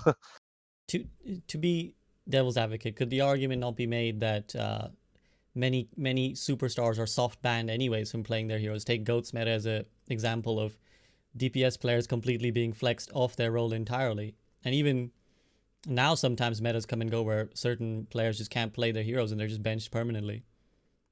I think that's bad for the like longevity of the league. If you don't have these like, you know, Faker's always going to be good. Like you don't want like Striker sitting out a whole season. You don't want Birdring sitting out a whole season, right? Like I think that's really bad. But and you'll have to like create. It's great for a coach because you get to create like a super roster. You get to play chess. But you really, I think, for Overwatch League to exist like at a really good, healthy level, is like you need your players to be stars, and you want these guys that can carry over fandom. If it's a rotating section of who's who, and like you get a random ball player because like you're like, oh, I want to pull off a niche strategy on ball, but like this player is going to get dumped in half a year, not even used. Like, where does your fandom follow? I don't even know who to follow at that point because we got so many players in the league. That's like the bigger problem I see if we start going like more and more towards that direction. Yeah, it's a really good point because, for example, people that get brought in that are like specialist players right now, like let's say my team, let's take Super. You know, you bring him in, hero bans are in, Ryan gets banned, goodbye. You know, game's lost, so you can't put him in anymore. So you need players that can play everything in that sense. And in League, there's like 120, 130 characters. I don't know, but you know, you have to play like a Well, ton of characters, but. Just to that point, I mean, I will concede to you guys' superior knowledge any day, but I must, as the host, challenge you on certain things as well. Could you not argue that in many ways, if the meta is a Risa Sigma, Super can't play apart from specific maps anyways, and on that specific map, why would you ban Super if there's a chance to ban something from Ons for Ons to play, or you know another play? I mean, Sans Shark has 6 stacked players, right? So why wouldn't you ban something else from something else? Are you saying hero bans as in like you play a game and you choose the hero bans, or are you saying like weekly hero bans? No, not hero pools. Hero pools. Not hero pools. Yeah. No, Okay, no. okay, Hero okay. bans is in, Cool. you know, before the game, you select a ban, you play Okay, I around. see. It can have many iterations. It can be one That could ban. be It can cool. be a ban between every map. It can be, you know, loser picks one ban or something like that. It can be many iterations, but basically some form of banning a hero out. So yeah, my point was that basically could the argument that, well, if we have Super is our Ryan player and we ban Reinhardt, he's gone. Again, could the argument not be made that he's kind of soft banned if a meta is hard entrenched anyways? And why would you ban him if there's other heroes you might want to ban as well? True. I mean, there's always the thing of like you can ban other heroes, but let's say we have 5 players that can play multiple characters to a really high degree, and we have Super who we mostly want to play on Reinhardt. We specially bring him in for the Reinhardt strategy. Glad to do this with Cloudy last year too. And you bring them in, and there's the possibility for that strat to get banned out. You would never ever bring them in again, right? Because in Overwatch, you know, you have the level of predictability with compositions right now, right? You know you're going into a match. You can play what comp you want to play every time, and there's no need to adapt, which is in my opinion, it's good for preparation. It's good for coaching, and it makes it a lot easier, right? So in that sense, if this would be the case, right, you couldn't have specialists anymore because they can just get banned out as they get brought in, and certain strategies can completely get banned out. Like there's 3 types of team compositions in Overwatch. There is rush, there is poke, and there is dive. and in each one you can ban a specific character and completely crush the composition. So there is a certain element of you need to play multiple heroes, which I think is good, right? Players need to play multiple heroes, but there is also compositions that can now get banned out, which if you're a team that's really good at like the spam composition and then Baptiste or Orisa gets banned out, that cannot be played anymore, which then strategies just fall through and it becomes chaos, you know? Like, what are scrims at that point when you just need to adapt that? Like, Yeah, that's that fair. wildly. I mean, yeah. what I would add to that is that obviously that's what protect phases are for, to prevent something like that happening. But I completely understand where you're coming from as well. Like, I think as well as like oh, go ahead, Dpei, go ahead. I think just to your point, like you're saying Orisa Sigma like soft bans Rhine already, but like in the cases where Orisa Sigma isn't, like you get to see like Troy Sigma and like that's like a spectacular thing, right? Like that's a cool thing you get to watch. In the cases where Rhine isn't banned and like it's meta, you actually now you don't soft ban it, you hard ban the hero, right? Like and that's like the unenjoyable part, I think. And given that there's so little heroes right now, as is. So I think that's like the greater problem. I guess I just think it'll turn more like it's more like this is like more like a beneficial coaching thing that like you can have more strategy in Overwatch, and that would be cool. But I think you'd reduce a lot of like these better moments that you could have where you have like people on their best heroes and you get like some level of non-chaotic play, especially like we're talking about like the possible ban systems. Like if teams can ban their own heroes, it gets really confusing. Like how do you prepare for anything that happens? Was one of the big concerns brought up in that meeting as well. And I think it's like pretty valid. Like I think Overwatch is already really deep, really complex, and like with bans it becomes ridiculously like it will turn ridiculously deep, I guess. Like it'll be really, really hard. And I don't know if it's any better, right? Like any better for the spectators, which is like the most important thing. Or I think so, the most important thing, yeah. Hayes? Honestly, Dpei said it almost perfectly there. I don't really have too much to chime in on that one. Fair, well spoken. Yeah, I mean, I think I defer to the coaches because I mean, as a greedy spectator, I want as many crazinesses to go on. I want chaos, and I want to just see it all unfold on screen. But I completely understand that from a coaching point of view, it makes your life harder. It kind of takes some of the planning and preparation, the strategy that you actually put in, and throws it out the window. So I completely understand. I'm happy to see it though. If someone has like a good proposed system, like if someone messes around with this in contenders or some tournament or something, I'm totally happy. I just think these are big concerns that I have is all. That's fair. That's fair. So we kind of mentioned the idea of soft banning. So now I'd love to get your guys' opinion on just the nature of how balancing is done. And you kind of alluded to balancing has been a bit quicker, Dpei, this year. Are you happy with like how balancing is approached? And this is for all of you. Are you guys kind of happy with generally how balancing is approached? Would you like to see a more strict version or a certain timeline? How do you want to see it go? I think to start it off, that this year was the best year of patches we've had yet. There is a lot of value in having quicker patches, and I feel like the viewer experience is way better if there's more patches and more chaos and more things being played. However, it could always be better, and I would like to see more like swift, like very small patches instead of like completely trashing heroes and offing heroes by changing like free things in their kit, or like first they buff 2 or 3 things and then they realize the character's too OP and then they nerf like everything down and the character's worse than they were before. We have a few examples of that. I would like to see like small ups and downs a lot more, which given they did like a 3-week patch cycle like every time, it's a lot better. But that's just the way I want to see it. I want to see different strategies. I want to see our team rosters like fully used. Like we've had seasons where we had some incredible like DPS players on the bench the whole season, which is sad. This season was a lot better for benches. A lot more players could be utilized, and a lot more players could be use their strengths of. But I just want to see that continue, and I want to see like fast batch cycles for sure. Hayes, I want to hear from you. I Haven't heard from definitely you in a agree with while. that. Like, I feel like some of the balance changes, they don't make a whole lot of sense to me. I'm going to be honest.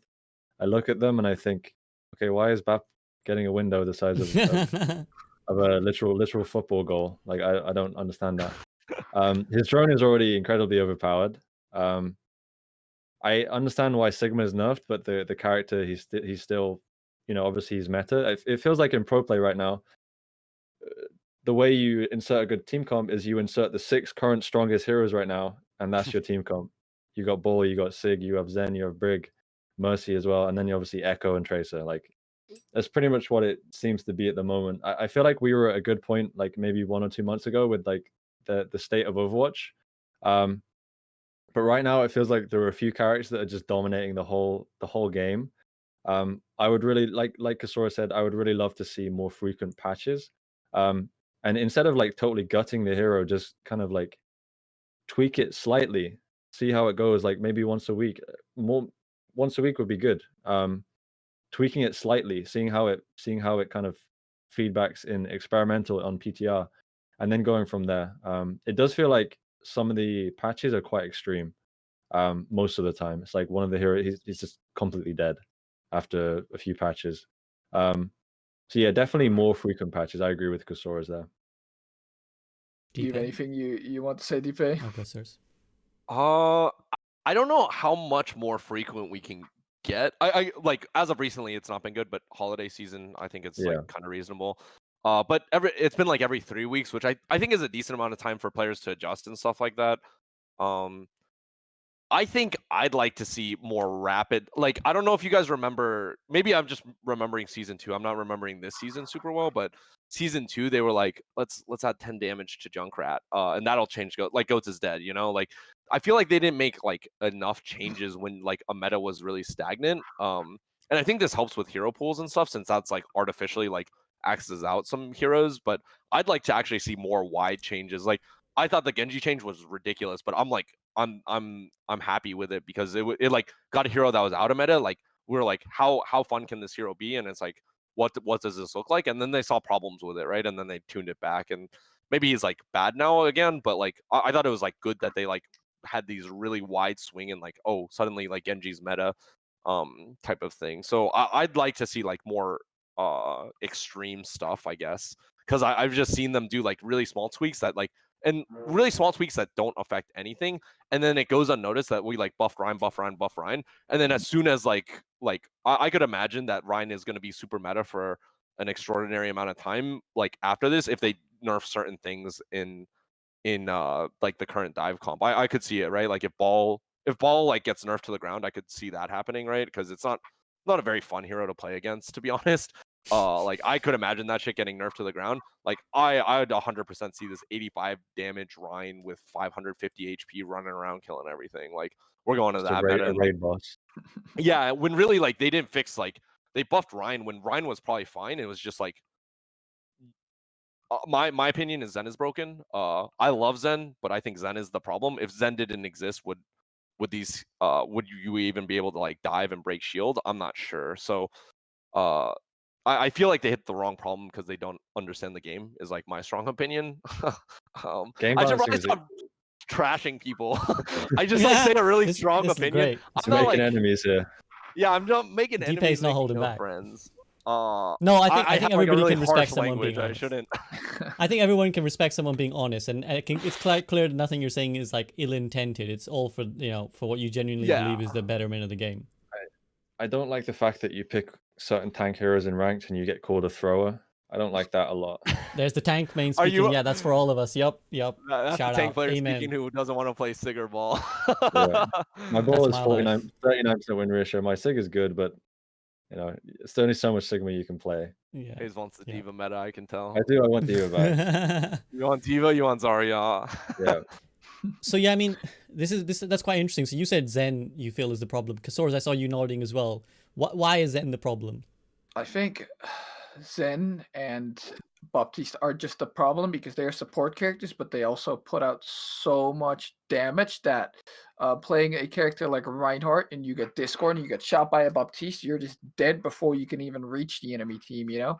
So there's the constant, like, a little bit power creep of damage, and then they are hitting characters like Reinhardt to giving them buffs, and they're giving Baptiste buffs, and then maybe characters that should be nerfed and just the damages overall should be nerfed a little bit in Overwatch. And another thing that really triggers me, and I'm sorry to like kind of change the topic, but these characters that are coming out, and we haven't seen a new character for a while, right? But these characters that are coming out are ridiculous. Like, look at Sigma. He's a shield, he's a rock, he's a diva E, and he has AoE shots, and he has Echo. shield that regens.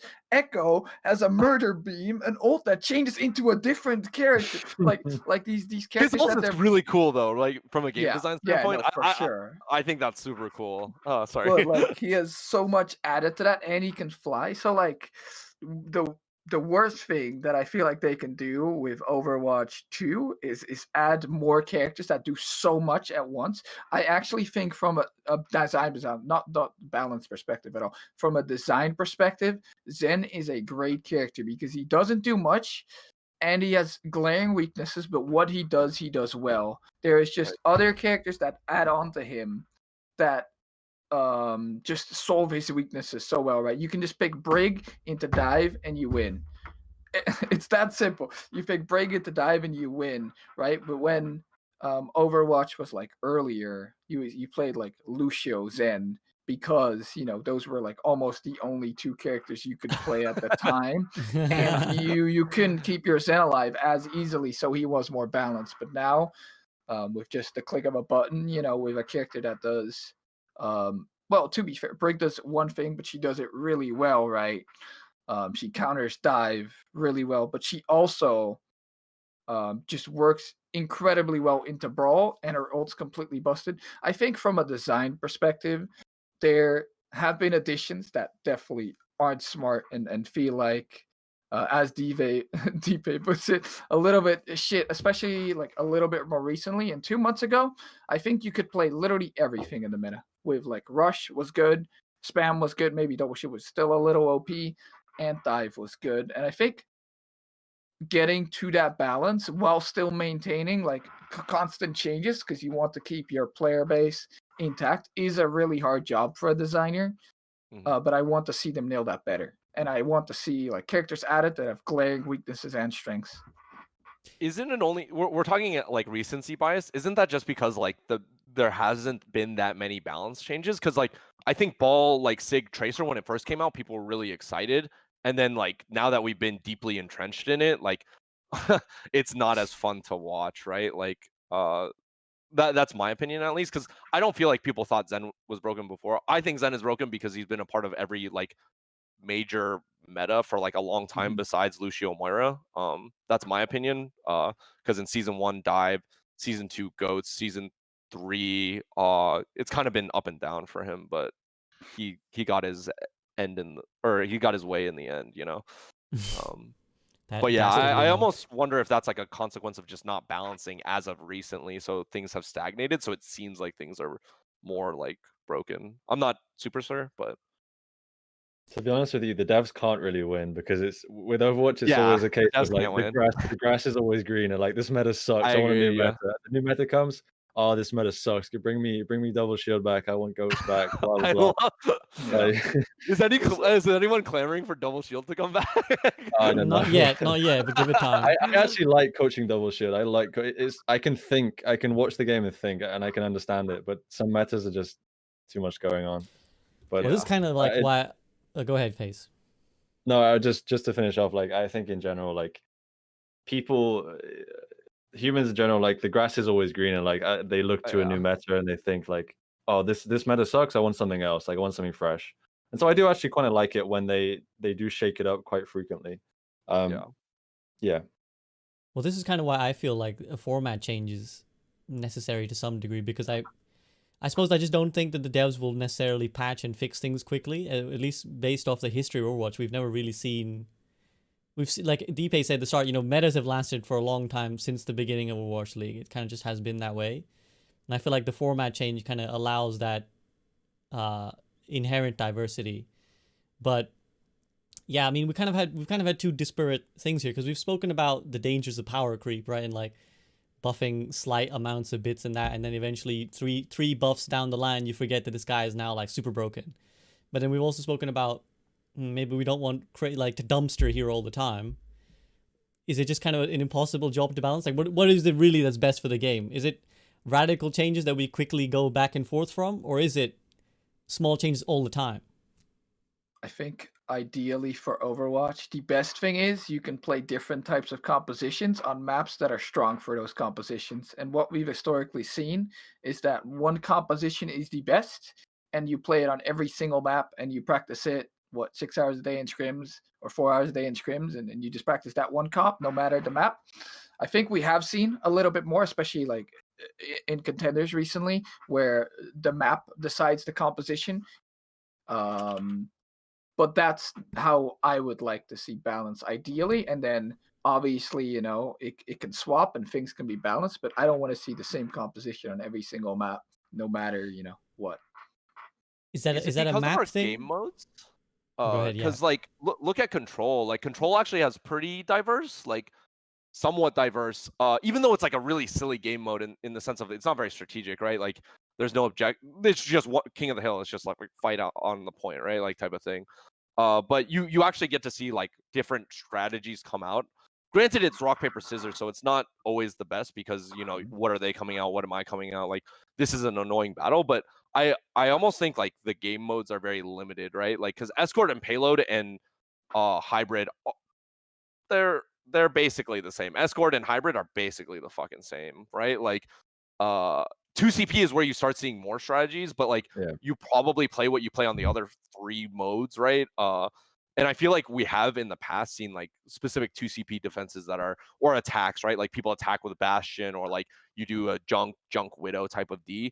I feel like the game modes are just not very diverse because 2 of them are essentially the same. Like hybrid and payload are to me the same. Like I see no difference. I know one is a point, but like you talk about the transition. Almost all of us probably agree that you just play whatever is the best comp in general, and then you, even if it's bad on A, you defend on B or whatever like that. Like if we had more interesting game modes, it could be better. I don't know what game modes to make. I know TF2 had like the 5-point map, Badlands. I forgot what that one was called though. Well, I was gonna For ask, anyone like, who plays would you like split objective maps? Basically, that's what that is, right? Where there's multiple objectives. Would you be in favor of something like that? I'd be happy to try anything, I guess. Like push the cart. I don't really know. I know they're doing a push and pull game mode, which is coming and out for pull? Overwatch 2. It's called Push. It's basically tug of war. That's coming out for Overwatch 2, cart but or something? it's cart. It goes back and forth. The more people you put on it, Is that pushes not you just one like a side, payload pushes map the though, other. basically? That was a BlizzCon, I think. That's what I was getting to, is that they're releasing this tug of war mode, but it's just going to feel like payload map. But I think I agree with like in the way that all game modes feel pretty similar except Golf Den. But what game mode would you add? And maybe a multi-point game mode could be it, where you just completely swap it up. But I feel like the push mode that's going to come out, I tried it on BlizzCon. It's just going to be escort map, but then both sides push at the same time. Yeah. So a bit of Koth in there too. I don't know. I mean, the way it works is just the payload starts in the middle. Both teams pick a comp. You push it. If you push it to a checkpoint, your spawn gets forwarded. The enemy spawn, I think, stays the same or gets backwarded, and then you can keep pushing, and they can push it back if they win team fights, right? Yeah. Haze? Oh, go ahead, Dpei. I mean, I played it at BlizzCon. It was pretty fun, but I don't know if it's going to be like the new thing. I think what Casores said is right though. Like it's all about, if you can balance the game around like playing certain compositions based on what map it is. I think that is the ideal scenario for Overwatch, where we have a situation where you're playing a composition because of the map architecture, not necessarily because it's the strongest composition in Overwatch. And I guess we are getting closer towards that now in Overwatch, which is a good thing compared to what it was a year or two ago, where we're playing dive, where we're playing goats, where we're stuck on one composition. It is a lot better now, so things have gotten a lot better. I think we just need to kind of keep moving in the right direction with this.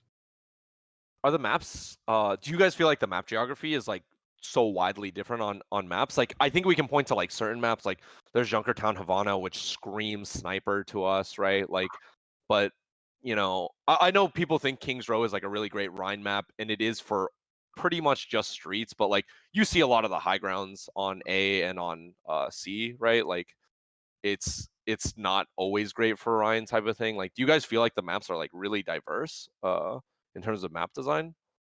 I think that might lead to problems of like seeing the same comp over and over again too. I mean, think yeah, go ahead. And I think there's a few outliers with maps, right? You have Gibraltar, where Jib. there's so much high ground. That's a great example. I think there's a few maps like Lijiang Garden, which are very different from all maps because you basically have low ground and boob characters are suddenly super good there. But overall, I feel like most maps are similar, right? Like Yeah. So I could see them be more daring with map design because you know, recent maps that have been added, like Havana has been pretty daring. I feel like that's a completely different like a game there from, let's say, you know, a King's Row. But Yeah. overall, in general, just maps are pretty similar. So I could see them like add more maps like Jib, where you have like these glaring high grounds and you have to abuse them, and suddenly Winston becomes very good. Well, I wonder how much like community perception affects this, because Blizzard will argue that they have tried to be daring and the communities generally hated the new maps. If we take Paris and Havana as examples. I love Paris. I love Paris and Horizon. I could be the only one, but I really like Paris second point. I don't like Paris first point, but I really like Paris second point design. I could be wrong. Attack has multiple ways in, defense has like wide really like it's just a giant circle. Like I love it. I think it's cool. I don't know if you guys agree, but for me as a coach, I actually love coaching 2CP because it's the map you can be most creative with, like in terms of strategies. So I really like 2CP. The question is, what can they do with the maps to make it more diverse? Like, what can they actually do? Like, that's my question. Like, sure, you can make another like map similar to Gibraltar. Yeah. But like, I guess, is there anything they can do in terms of like environmental? Like, if you look at Oasis, they have a lot of cars. Like, are there any maps they could like kind of create where it would be more focused on like an environmental object or something that's like revolving around the map? Would that be good, do you think, for Overwatch? Or would that be like frustrating? I want to grab this and chime in because I actually think that in Overwatch, you can only play one composition on a map due to how ults work, right? You can't play a composition on point A and then swap it completely, all 6 characters on point B. That's bad Overwatch from a coaching perspective. You throw away every ult and you're going to get full held. Now, the thing is that, you know, on certain points on maps, compositions could be very good. Like Nambari point A, I'd want to play super specific strategies. The point is on Nambari point B, that's a completely different point where that strategy just won't work and you have to swap, and that's bad Overwatch, so you can't do that. So I'd like to see maybe a map where it's consistent, right? Where you maybe have a full map of just high ground, or you have a full map of just low ground, where this hero swapping, you know, won't make as much sense because that's how it works. Because the way Overwatch works is you just can't swap composition based on point. You have to play the composition that's best on the whole map. And that's generally the same composition on every map because every map has something different, right? Dpei alluded to Kings Row, where maybe on point B, Reinhardt's super good because the streets are really narrow, but then on point C, Reinhardt's terrible because there's such long sightlines and all these high grounds. So you can't really play it because if you're going to play it on point B, you have to swap it on point C, so it's not that good. Would people not get mad at that kind of thing though? That's kind of what I was alluding to with Havana, the fact that snipers are so dominant. I mean, obviously maybe to some extent the community's opinion shouldn't really matter if we're talking pro level, but Mhm. people really hate that it's basically you sniper diff like every match, right? It's like, well, if our sniper can't be their sniper, we lose because of the way the map Yeah. geometry works. So would that not just piss people off if it's like, well, we don't have the Widowmaker player on this map, so we lose? I feel like they've done a pretty good job with the maps, to be honest. Like I like the diversity they've got because but Casores is right. Like you can't swap heroes I think because the ults are the problem. doesn't make sense with the ults, right? Like you have what 60% on Sigma ult. Like we can't swap off Sig here. Like it doesn't make any sense. I feel like they did that. That's what they have done well with the maps. Like there is diversity. Like you mentioned, like Kings Row first point. It's not so great for Ryan, but if you get to second point, you can really snowball there on Ryan. I like that aspect. I just think the ults is what's kind of holding back like the swapping aspect of Overwatch. It seems to be metas revolve around one composition that is designed to counter all, and you make minor adjustments to that composition. So, for Right. example, you make like one swap on a hero, and you keep all the rest of the 5. You only sacrifice one ultimate to counter 6 of the enemy heroes. Like that is the ideal goal for a team in Overwatch. You have a comp, you swap one hero, but you full counter the enemy's composition and make all 6 of their heroes useless just by one swap. Mhm. That is one of the problems. I don't know how to fix that, but I personally would actually like to see more maps with more environmental kind of like aspects that you have to play around. Like Oasis, sure, you can play like the cars, they're just like a fun little quirk. But Actually part of I the want to map. see I kind of want to see a map that where it's like there's actually an environmental issue or something on the map that it needs your attention. Like you need Isn't to be that just like focused. an objective, right? Like Well, I'm you, saying Well, like the almost Ilios think well. I'm saying something more like I don't know if you Ilios guys well. Like the I don't know Ilios if you well, guys- right? Like where there's a pit in the middle that you have to watch out for. I'm talking extreme. I don't know if you guys. This may be a little extreme, but I don't know if Yeah. you guys ever played Gears of War 2. There was a map called Avalanche, and basically on the map, in the center of the map, there would be like an avalanche that comes down and like crushes everyone in the middle. I hate the cheese man. I hate this idea.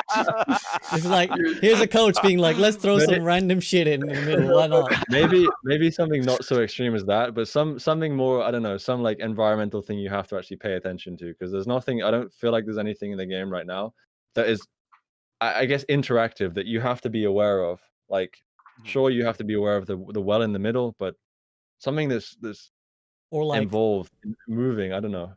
Or like in Smash, right, I mean, I'm not very familiar, but in Smash, the map starts like stuff moves and then like Yeah, a new yeah, platform something- comes and you fall off, right? So if you And then don't those are aren't aware, anti-competitive maps. They No, ban. no, no. yeah, I know. They I'm ban those maps. I'm vibing They with actually Haze. ban.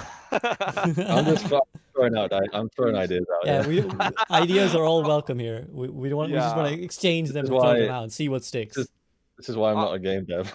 I'm interested in those like I'm interested in just trying new things, new game modes, new random shit. Like I think it could be interesting. Overwatch is like I don't know, a game where I think we should just be trying more shit because like I feel like Overwatch is so unique that you can make your own, you can cut into your own space, you pioneer your own like game development, and I think they can take more risks if they want to. That's the thing. Like I think we can all agree on is like we can move in whichever direction we want as the Overwatch community because really there's no blueprint for what this looks like, and that's the fun part. Much like coaching, it's like terrifying, but it's also very fun, right? Like very rewarding. So even if they pop it up in experimental mode or whatever, like these are cool things. Yeah, I think that's kind of been a general theme of everyone I've brought on the podcast. Everyone kind of feels like, can we just try more things, please? Like just experiment. And even if it's crazy avalanches landing in the middle of point, maybe just let's see how it goes. That one. Cut that one. Blizzard, if you need a game dev, just hit me up. I'm there. Yeah, I'll be there. Haze. I'm pretty sure I burned all the bridges at Blizzard between all the casters already. I won't even ask for a game dev, but don't hire Haze. Please allow the You trying to burn one more bridge today, Dpei? What's going on? You're right. Damn it, that's another one. Now Shit, when Haze shit. becomes replaces Jeff Kaplan, you're not getting a job, Dpei. True. It's ogre. But yeah, I mean, going back to Casores' point, is this something that could be done about alts as well? Like instead, like because a lot of I think, for example, we take something like Hollywood, the point B is so dissimilar to the other 2 points. You would think that okay, well, this is the high ground is so oppressive, we need a specific comp for it. But 9 out of 10 times, it's just like we'll just run what we ran on A and we'll pretend what we'll run on C. And that reluctance to let go of alt charge is such a big factor. Is there something that could be done about, like alt charge resetting or keeping a certain amount of alt charge? So I've actually flirted with this idea a little bit. I run like pugs every week, and sometimes we try to do experimental stuff. So one time we added a workshop code where alts actually reset every time a point was capped, to try and incentivize people to switch anyways. But I could be down with that. That sounds really That's interesting. cool. Sorry. Actually, that is pretty cool. Yeah, never thought so about basically it's always like there's always what I've learned with these experiments is always a give and take. So what was gotten was go ahead, switch your comp completely. There's no penalty. What you lost was basically alt economy, where as an attacker, there was no disincentive to just go throw all 6 ultimates to cap point A, knowing that you would lose them anyways, compared to a defender who had to be constantly careful that I can't blow 6 ultimates because I want to hold this point for the whole 4 minutes. So, and if you're undercautious, you'll lose the ult anyways, right? So it's like it's very penalizing for the defender, where you might think, well, we won this fight, so I'm going to save this ult. Then suddenly 2 picks come in, and now you don't not only lose the point, but you lose the ult because it reset when the point switched. So it's like very heavily punishing for defenders, but it certainly made it spicy in that it disincentivized like this stagnant team comp for the entire map. I think it's very interesting. I think that is actually something, that could maybe be, it would, like right now, that would crush attack. Attack would almost never full push a map if you take away all their ultimates, because right now snowballing's really strong at attack. Yeah. But this is definitely a better suggestion than one I saw in chat, where you get keep 50% of the ult charge if you swap a character. That'd be really bad, because then you just swap from like a really bad ult character, fast charging, which has like an ult, and then you just swap. Although from, to that counter, like a really strong ult character. To counter that though, there is, I believe, an internal mechanism in the game that calculates how many points of damage. Yeah, there's like points assigned to ult value, so you would proportionately assign it. So if like a 50% of a tracer ult wouldn't be 50% of a grab, it'd be like 20% of a grab. It's true, but there's still worse ults and better ults. And even though McCree ult takes a really long time to charge, right? He is a really weak ult, and then you just swap from like Kree to a really strong ult like Echo. Yeah. It's like, even though the points might be marginal, it's still like kind of break the game. So I don't think that would work. But oh, sorry. No, go ahead. You also, it could lead to interesting things, because like on attack, you like snowball a lot of the times through position too, right? So it depends on, like, it creates really weird balance problem. I'm not like saying anything's wrong with the idea, because I'm really interested, but you now get to choose, like, do I want to snowball on this comp like with literal just position, like going from A, getting the elevator, right, getting on the high ground as quickly as possible, or on Jib is like the best example. Maybe you want to stay on your comp. Maybe it's not the best example, because you want to be a high ground comp like the whole time, but you just want to change comp, but at the same time you could value position more, right? So that it's like they're attacking into you, because that's what you want to do on attack, right? Every single time you want to make it seem like they're attacking into you and get all the space, get all the positions set up, do whatever you need to do.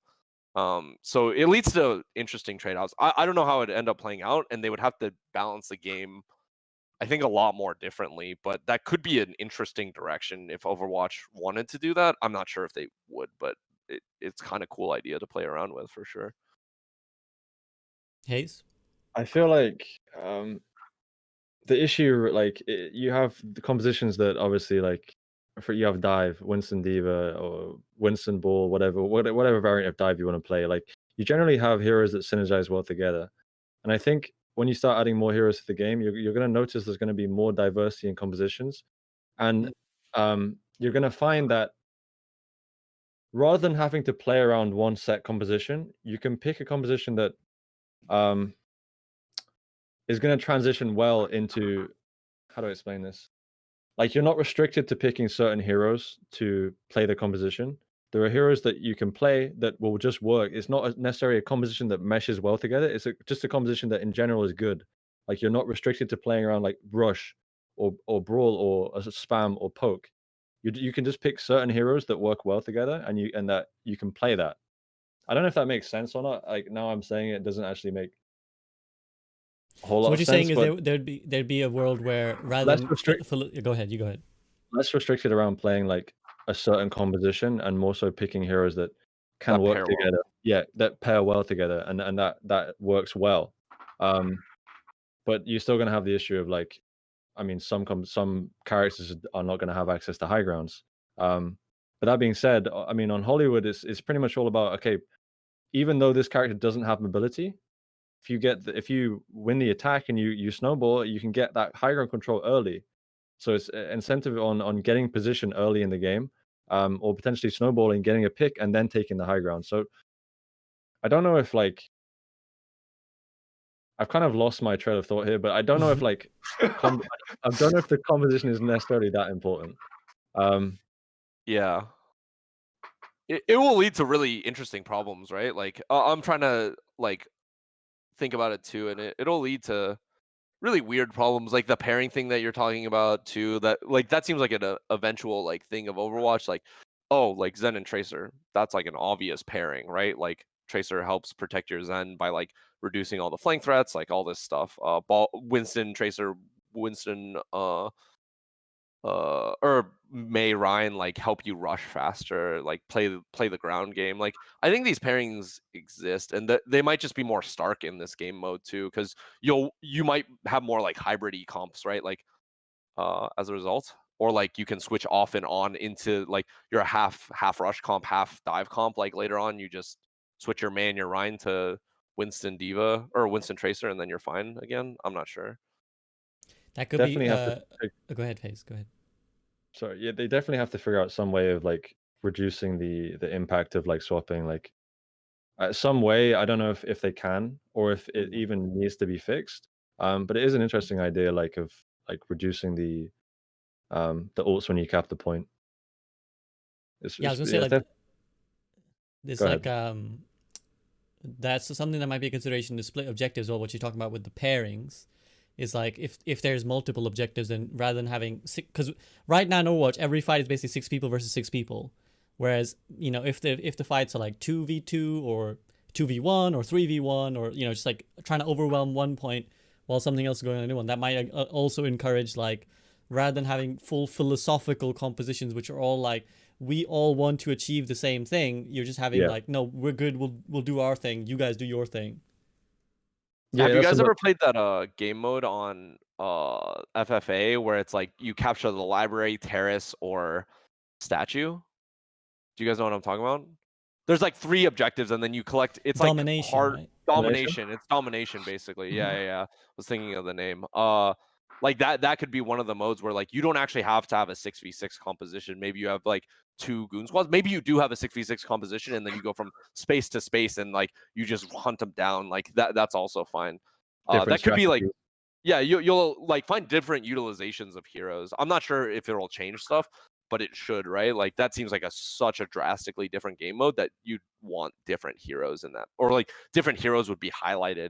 Maybe a sniper on certain maps can see both sight lines, and you just like play around your sniper, like being in a sniper's nest or whatever. I don't really know, but That'd be cool. This yeah. just reminds me of the Glad strategy last season where they had the Lucio, the Reinhardt, and the May just run around, and Dpei says Goon Squad. I can imagine How do you know the word is goon squad? That's a You term just we said use it. specifically on. You said it. You just Oh said it shit! now. You just said it now. You gave it Oh away. You shit! gave I'm the strats leaking away. strats You over leaked here. the goon squad. So Dpei has had a great day's work here. He's burned several bridges. He's now revealing I'm strats. leaking strats. What's next? Oh Dpei? god, dude. No, it was delightful that you're sharing ideas with us. And no, I mean, I just think that just shows that there's a lot to potentially experiment with Overwatch. And again, like the workshop is one, like, untapped potential of like just having potential modes that we can try.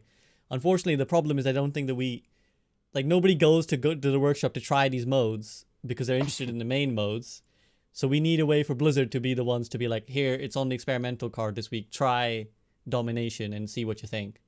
I love that you're pointing that out, because actually something that came to my mind earlier is just having like more map editor options in workshop, and let players in the community roll around with maps, and then you can also see what map is great, and maybe you can implement that one in the game if that one's really good, right?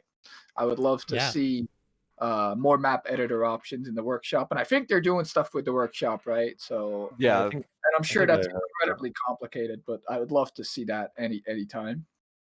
I mean, that's how games like Counter-Strike came around, isn't it? Like the CS devs gave the tools to these people. Not the CS devs. Sorry, was it originally Valve devs. Yeah. But where did CS come from? Was it Gary's mod? Half-Life. Half-Life. Yeah, Half-Life. But just giving the community the tools, and they'll create something great. They will.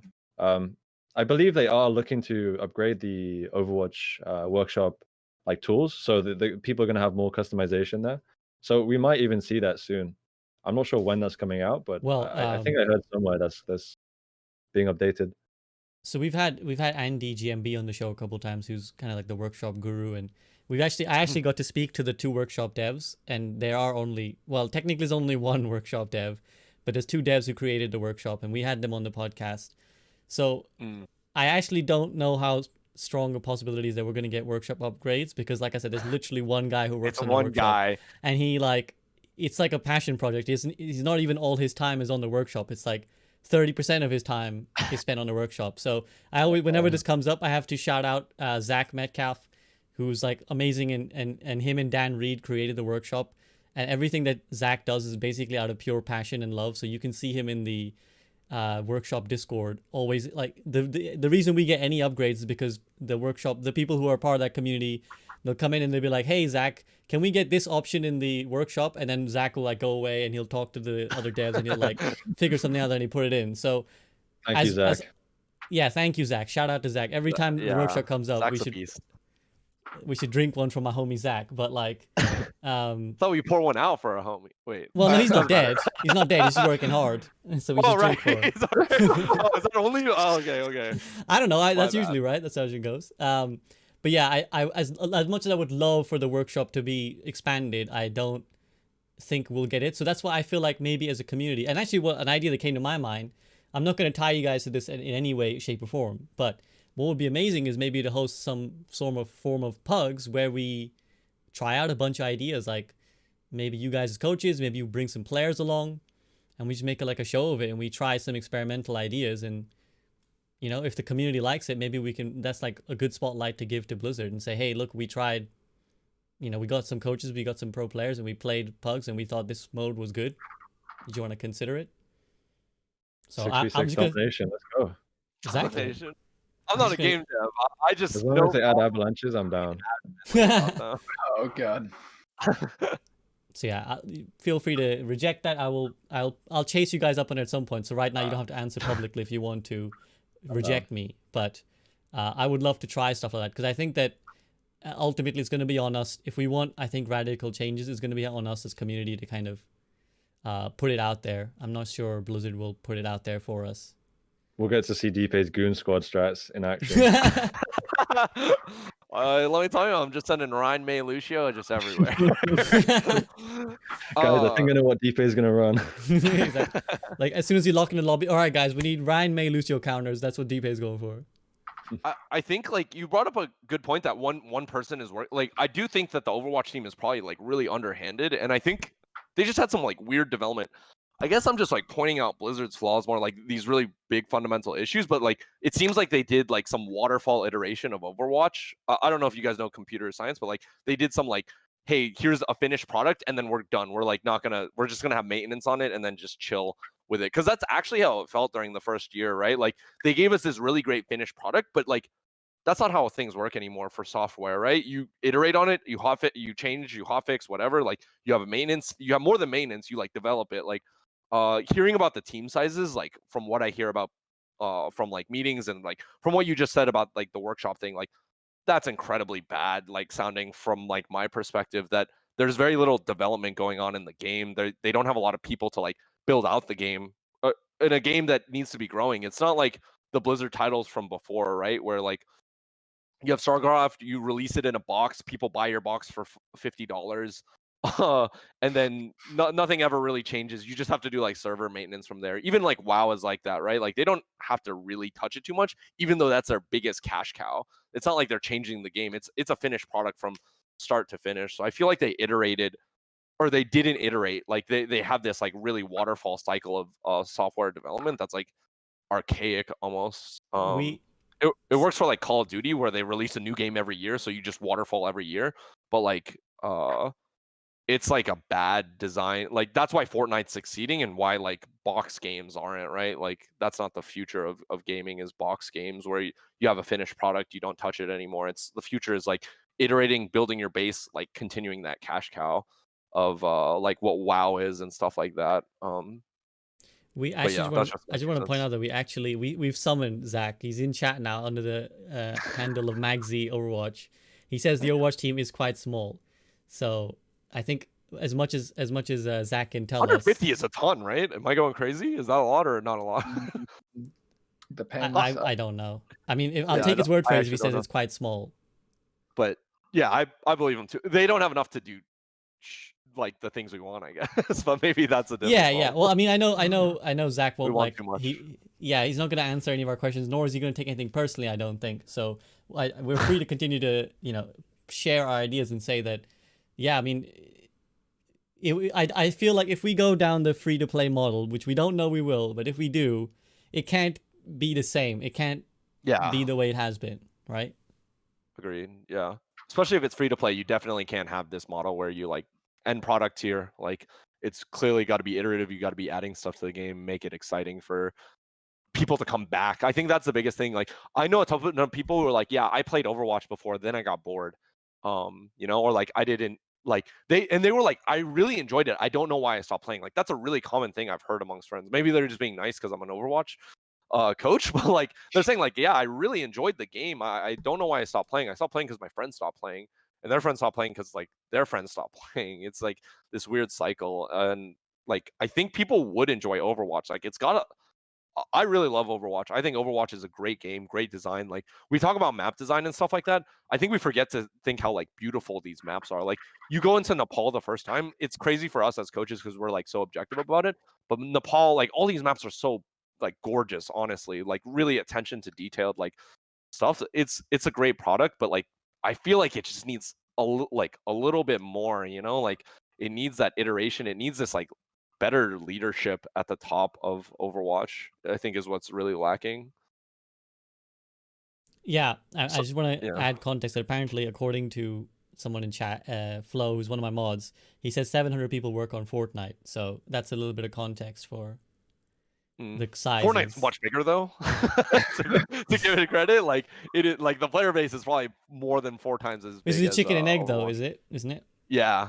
Yeah, if True. Overwatch wants to be, the best esports out there, which it's definitely not right now, it needs a developer like size to reflect that, right? Right. Exactly. Yeah. And I think the other thing I'd like to see, and I'm actually gonna, there's some thoughts that I've been wanting to put in a video, and I will do. But one thing I'd like to see is, particularly if we go free to play, is a specific timeline. Like, so to take Valorant as an example, they have their act and story structure where every certain months you can expect the act to end, to get a new hero, a new map, or whatever it is, and there's like a delivered deadline for the content. I think that's one thing we're missing, I think, in Overwatch, where we're often left twiddling our thumbs and kind of we take that as an anger, and then we rage at the devs like, where's our content, and because we're left here like with no information, we end up it just makes everyone angrier. Whereas I feel like if we go free to play and then we have a model that says, okay, every 3 months you get a new hero or you get a new map, and then we don't have to keep asking them, bugging them every 2 months, every 4 months, where's the thing, if we know, okay, it's coming in 3 months. And then if they don't deliver on that, then we can say, hey, you didn't deliver on the thing you said you deliver. But I think that makes a more peaceful environment. They did have that though before they started designing Overwatch 2, and they put Overwatch 1 a little bit on hold though, right? A new map or a new character every 3 months. I don't know what the cycle was on maps, but they had that very soft spoken, right? I do think that having like pretty like strict deadlines for the community that they know when they can come back, it's really good. But I think in Overwatch, just releasing a character isn't gonna get that player base that Dpei is talking about that says, hey, I didn't like Overwatch that much anymore. Isn't going to get that back. Not. Overwatch 2 will, but you can't release an Overwatch 2 every 3 months, right? So how are we going to do that? What's that going to be? Well, actually, that's a good question. I was going to ask you guys, like, how do we? Because you guys are you're the ones involved These are like in the game highest dev level. questions. I have no idea. Like, Well, I this mean, but actually even goes as a outside of coaching. you're As it's far not as just a I'm gamer, concerned, because I'm just a Redditor. you're a player, you're a consumer as well, right? As well as being coaches Yeah. who are involved at the highest level. What is like? Is it just popularity? Do you have to increase the popularity? What is it that's stopping us from being League of Legends? Is it popularity? Is it the viewing problem? Is it the different game? reasons behind that. It's tough. I think they need to find a way of the game being more viewable. I think they need to definitely keep the casual viewers and somehow translate the casual viewers into being more so competitive viewers. That's what they do really well with League. The casual community and the competitive community seems to be very well intertwined in League, and I feel like in Overwatch is very disconnected. How you do that, I don't know. I can't tell Why you. do you But think it's disconnected? Like, what do you think is disconnected about them? it could be between like Overwatch not being so fun to watch for some people, or maybe not that it's not fun, but it's hard to watch in comparison to other games. Again, like if we go back to what I said earlier, I think finding some way for the game to be more viewable would just help the game a ton. Like I want to tune. Obviously, I enjoy watching a lot of the games for Overwatch League, but I want to tune into Overwatch and really be motivated and want to play the game. Like, oh, this looks so entertaining. This looks so much fun. I want to go and play Overwatch. The same feeling I have when I watch something like Worlds or a CS major. Like, I want to have that feeling when I watch Overwatch. How they're gonna get that, I don't know, but Yeah, I think that it's going to be interesting. It's going to be interesting to see how they how they integrate this kind of like Diablo rating system into Overwatch 2. I'm not sure how that's going to look. We don't have too much information on that, but if they can get a lot of people and a lot of interest through that, and somehow kind of like keep those people invested in Overwatch, maybe those people are going to trickle over towards competitive. We don't know. The more people playing Overwatch, the better it is for the competitive scene. So if they can find a good way of keeping like PvE people interested in Overwatch, and then find a way of translating those people over towards the competitive scene, that would be huge. That's a job for the big devs and big brains over at Blizzard, not me. I'm out here suggesting Avalanche ideas, so you guys know that. If you need avalanches, you know where to come. You know where to go. I'm not the guy for this job. I'm going to be honest. I can tell you what the problem is. I can't give you the solution. Yeah, I think that's pretty much from all of us, right? We can all identify like these problems, but it's really like, and like it's not an easy job, but someone who is paid for it should do it well.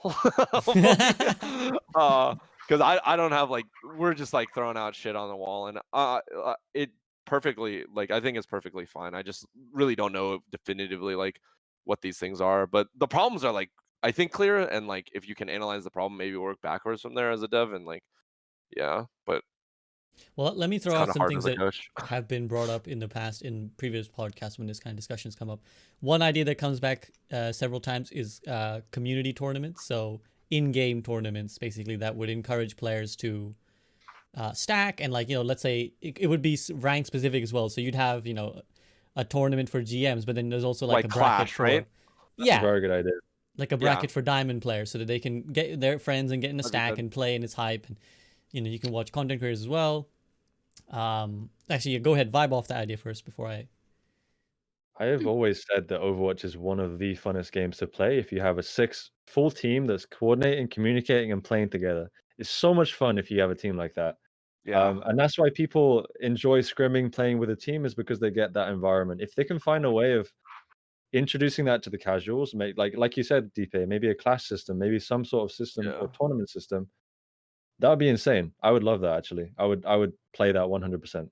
Give you in-game tokens for whatever the hell, like you can get whatever skin. I don't know.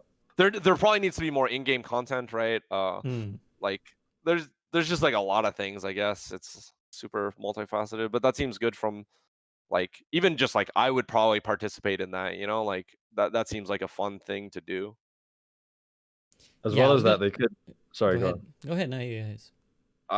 This is a slightly different topic, but like related to what you said, there's some sort of reward system. So, for example, you play in this tournament and you get I don't know, like a special access to a skin that only winners of this tournament will get, like some Mhm.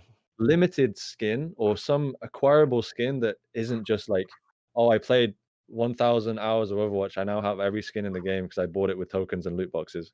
I want to have a skin in the game that is Exclusive. desirable, that is exclusive, that people want to get. Like top 500, like you reach top 500, you get a special skin You or get that border.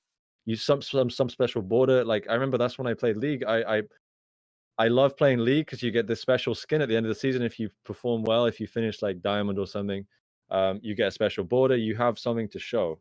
In Overwatch, it Mhm. doesn't really feel like you get anything for achieving a high rank or for doing something worthy. You know, like I want to have something to show for that, some skin exclusive. And some people might not like that, but I personally think there needs to be more incentive for you to be a good player in Overwatch and want to get to the top. Yeah, that's actually something that we did bring up. Is like, I think is it League that have like jackets that they give as well to some of the top players. That was At cool. Like the end of every okay. season. So like, Did yeah, they man. actually end up following through on that? I remember They, that was like one season, but like, did they? They did Because they one. tried to like they did it once. they tried to integrate like their challenger scene through ladder, which I thought was like a really interesting idea. It's like a systematic way of doing it, but it ended up not working, right? Like, they just have like academy teams. You still do challenger scouting grounds, Mhm. which is still beneficial, I guess. So yeah, maybe something like that. It's just more integrated to different parts of the game, basically. Yeah, no, it doesn't have to be jackets necessarily. It could be, just anything that, like you said, Yeah, we've understand. spoken Yeah. about. Like, there's no real incentive to like hit rank 1. I mean, that's a very first world problems. But like, we had streamers on here who were saying that like, there's no incentive for me to try and hit rank 1 because like, what's the point? So if there was some incentive, then there's a reason to grind. But even like tournaments, so that the average player base has an incentive too, right? Because obviously, very few people can reach rank 1, arguably 1. But for the player who's gold, who's plat, there should still be something to strive for. Like again, in StarCraft, you have the same system. You can play a tournament. I remember recently, like again, to kind of mix many things that we've spoken about. I was watching StarCraft. I love watching StarCraft 2 all the time. I watched it. I was like, I really want to get back into playing it. So I played it. There was a tournament on. I played in the tournament. I won, and I was like, I'm a fucking beast. I won this tournament. I'm the best in my, elo, and you feel real good. And it's like, it's nice for everyone to feel that sense of like achievement. We've also suggested more streamer based or like, content creator based integration. So for example, having a announcer pack from, Emong or ML7 or something that or like Jeff Kaplan that allows you to like customize your game a little bit, feel a bit more involved. I think that would be cool. You have Yeah. like Uber shouts like, "Game is starting in 3, 2." Yeah. I would love Exactly, that. right? It's cool stuff like that. That- I think to address your point, and then I want to hand it over to Casores because I think I'd love to hear your thoughts on it. But I think the fundamental problem with a lot of what we're talking about is that compared to something like League, where you said the casual is much more integrated with the competitive in League, the problem is that the game of Overwatch is completely different in ladder compared to what we see in Overwatch League, just because of the fundamental gap between just the coordination that you get in ranked and the understanding and all that, compared to what a scrim is supposed to look like or what a 6v6 is supposed to look like, even at any rank. So, Casores, how do you feel about, like, is that kind of partly the problem as well? Yeah, the game when scrimming is completely different from when you just play a random ladder game. And I love, the thought of having an in-game tournament where you're thrown into a team with these other players and you have to play with them for like a whole tournament and you go through that. I love that in game. I think another thing that would just help the general player base is making it free to play and then having like I know if you come from Hearthstone, this is a massive no, but having a battle pass where you can only get like customizable things for your character and nothing, of course, that gives you an in-game advantage because that should never be with Overwatch. But I think that would be great for like making people keep coming back who want to like win the battle pass and get playing and like want to play in these tournaments and get playing. And maybe if you hit plat or diamond in a season, you can get like a icon or a skin that be like cooler. They haven't really done that either anymore, where they have the icons for hitting top 500. But is that really that good? And does the casual player base care about that? Because at the end of the day, top 500 is great, but they're probably gonna play anyway, right? I want more plat players, more diamond, more gold players, and turning those into our viewers because that gets the viewership up, not having more awards for Absolutely. top 500. Absolutely, well said. Dpei, you're back. Did you? Yeah. I know you heard everything. Any vibe? Yeah. Any? I mean, I think these things are great. I guess I still think like I guess I'm not like a game developer, so like these things are like still hard for me to answer. I guess like integrating this into like I'm curious what you guys think about like tier 2. Like if you guys think like this is integrated well, like how this can be supported if this is through in-game things or whatever. But like because tier 2 is like really like something like we want to start from like creating a wider player base, which like I think we talked about like a ton of ideas, but like how do you guys feel like tier 2 is supported either through in-game stuff like systematically or like through the league itself? Like how do you guys feel like these things are done? Because like this seems like a really hard problem to me, but like I'm not really sure either, but like seems like something related to like how can we make a better scene for our competitive players, right? So I've mentioned this before, but I think what would 100% help tier 2 is if academy teams would be mandatory. I think that would be so great for the game, but obviously, Overwatch League teams don't also want to pay for an academy team. And this is why all these academy teams have fallen off because there's just no point in having an academy team. They're trying a little bit now with like, two-way players can be on any contenders team, So I think they're trying, but I think that would be the ultimate yes, please for me. Have an academy team be mandatory. Mandatory. Yeah, but I don't think that's gonna. Yeah. No, I was gonna ask like what would be good about that? Like for anyone watching who's like, well, why would it help to have mandatory academy teams? Well, so in the past, academy teams give stability, right? Tier 2 right now, it's every contender season.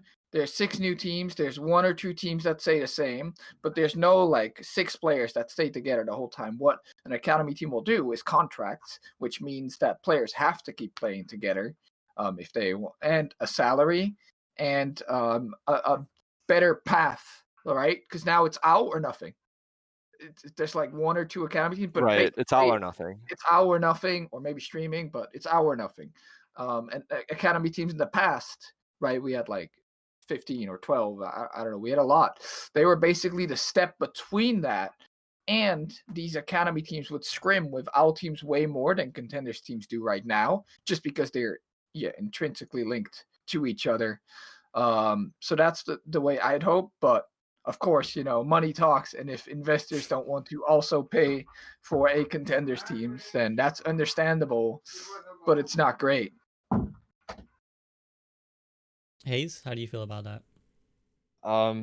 Yeah, I mean, I pretty much honestly agree. Like, tier 2 is kind of starving right now for some attention. Even contenders doesn't get a whole lot of views. They try and host the contenders channel, but still, it's getting like 5,000 views. I think if you can find some way of, I mean, World Cup is actually a decent example of like supporting the tier 2 scene in a way, because you get to see a lot of these players that are generally not getting seen before. And that, I think a World Cup is actually a huge support for tier 2, because you do see a lot of these players that are not known, and then you see them move up into Overwatch League after World Cup. The fact that World Cup wasn't on this year is like really bad for a lot of tier 2 players. In terms of like how the actual contenders scene, how they can improve that, I'm not entirely sure, but I personally think World Cup is huge for tier 2 scene. As a coach, did you guys look at like World Cup and like put heavy stocks into it, or was it just like another chance for players to like represent themselves? To me, like I didn't put that much stock into it, but like I saw them physically more, so it gives them physically more chances, I guess. Like if that makes sense, but I mean, a player from my team that popped off in World Cup actually made it to AL, Brusen. He didn't do that great now in the season, but the only reason he made AL is because World Cup happened. The World Cup Right? performance. He got a chance, he got a trial because of the World Cup. So there was definitely some stock put into it from teams. I think in general, a tournament like Gauntlet last year, where it was international, was put a whole lot of stock into, because it was like in the perfect moment, just as the signings opened up. Yeah. All these players that popped off in Gauntlet basically got signed, so that was really great. Obviously, this year they wanted to have Gauntlet, and I think it's such a good idea, and I think that's one of the greatest things they've done for contenders. Because when Gauntlet was international, a lot of stock was put into it. It was great. Mm. And yeah, I just want to see them put things like that more forward, and maybe World Cup is just a fun thing, and it should stay a fun thing. But things like Gauntlet definitely needs to stay. It needs to be built upon. It needs to be hyped. It needs to be advertised like way more. I remember Gauntlet, like people were like flying out to Gauntlet. Like our org like was really really late, and like nothing was like really fleshed out at the time. So like no one from Gladiators flew out to Gauntlet, but I know like Justice at the time, like I know John Galt, former assistant coach and head coach of the what's it called, the Justice. He went in, and I'm pretty sure he flew out to Gauntlet to like create relationships, talk to players. Like that was a sick scouting grounds, and also that year was stacked in terms of talent. But yeah, I felt like that was like a really good thing by Blizzard, is like create this really international event. It's like the international, it's like, or sorry, it's like the tier 2 worlds, which arguably is like really fucking high talent. Yeah, so I thought that was like one of the best things Blizzard's done for tier 2 was the Gauntlet. This year, obviously they couldn't, right? I don't know if they had plans to, but COVID kind of like threw everything out the window, right? Yeah, so what I'm getting is kind of more tournaments, particularly with incentive and hype, both for the community and for tier 2, right? Is like Yeah. healthy, because I suppose a lot of what we miss a lot in Overwatch is like a purpose to playing. Like, for example, I've kind of spoken about in the past in the podcast, like seasons are kind of pointless. Like there's almost no purpose to having the seasons in the game right now, because it's just like you end the Oh, season, yeah. you start the season, you place 5 games, and it puts you exactly where you were. And like you can kind of end up in this drudgery, whereas again tournaments, both for the community and for the tier 2 scene, add like something like, okay, there's something on the line. It's like a knockout, there's a trophy, there's some prestige on the line, and winning it is like there's a reason to win it. So that's what I'm getting from you guys. Go ahead, Dpei, I feel like you got something to say. Oh yeah, I feel like Blizzard. I was like thinking back to the changes. I didn't like look at them rigorously because we had dropped our academy team at this point. So I like there was nothing for me to pay attention to for tier 2, like for format wise. But I actually think they added like quite a bit of more tournaments. But I just don't know what the tournaments are really for. But they're happening more often, right? Like I feel like I've seen more NA contenders, EU contenders, KR contenders this year than any other year. I could be wrong. Just like they're playing more often. I know there's like more relegation too, which I think is great because tier 2 is so unstable. You just like if you're bad, get out. Like please, like don't be in this long contender season. Like have these shorter seasons or whatever contenders is doing. So I think if they iterate on that and have like really meaningful tournaments, I don't really know what for though. Like I guess Gauntlet is like really clear because it's around the scouting time, right? Like and it's like the end of the year culmination. But like how can they have like even more meaningful tournaments? Because yeah, it's really hard. I imagine. Yeah, we got Spilo in chat. Shout out to Spilo, who was former coach for Yeah, it's like Shirkle. I know he's not. monthly. Yeah. Yeah, Oh, go sorry. ahead. No, go ahead. Oh, I was just saying, His like, I comment know. reads that the tournament is just a monthly structure, and it was way less RNG with the bracket. Season 1 structure was shamefully RNG and extremely poorly designed. I think Casores, our you're nodding academy your head. team RNG'd to go into Gauntlet in season 2 because like we were. I think our academy team was just like shit in the bed. Like out of 8 teams, we were probably like 6th, and then we suddenly won the playoff bracket and like dark horse our way in. The team with like Dalton, Rolf, Panker, FRD, I think, I forgot at that point. I think FRD got picked up. But yeah, I think it was really RNG, but now it's better. So yeah. Yeah, and Spilo Phase also 2 suggested got having a small talking segment about tier 2 during OWL would be awesome, which seems like a very reasonable suggestion. Just like They had that actually at the end of the last season. They had a tier 2 like recap done by like the contenders casters every single week. So that was great. They should keep that up for next season. I 100% want that back. It was only done like 3 or 4 times, but they need to bring that back in. makes sense. Is there any other changes to tier 2 like systematically that you guys feel like would help? I mean, obviously you guys, it would help you as well, right, to have a path to, path to pro, basically. So is there anything else like you would like to see implemented? And actually, I'd also like to ask, like, is there anything that you want to see that would make the path to coach easier? Path to coach is hard. I don't think it's like super clear, but I don't think it's ever clear for that type of job. Yeah, I think as I a don't coach, know. it's really hard, right? Because the only thing you see is like winning or losing. You don't see the behind the scenes for any team. Yeah. So unless you've worked with that specific coach, you don't know how good he is. And it's really hard to just be a contenders coach and get picked up, I think. The only way is like just through winning, which isn't always that easy, right? I was So talking I to think oh, it's sorry. that way for every single esports though, right? It's really hard to get seen as a coach in every single esports. So I don't know how you would better showcase your skills as a coach unless you're building your own brand and making your own videos. And Yeah, I that's think not content fair. creation is a good way to go about it if you want to showcase yourself. But I also think like just networking in general and obviously you need to be a good coach to climb the ladder. I think you need to have good impressions on all of your players, and your players, you'll be surprised how much your players talk to other players. Your word can Yeah. get around, and then you can maybe get yourself a trial. You get yourself a trial with the contenders team. Maybe from there you get into the contenders team if you can prove yourself. I think you can climb. It's obviously difficult coming in if you're a new coach coming to Overwatch. You've got to learn the game. Most people that kind of have a good game knowledge now have been around for a good while. But that being said, I think you can make it as a coach. It's definitely the pathway is it's less treaded than obviously a player. It's unclear, It yeah, is, yeah. for sure.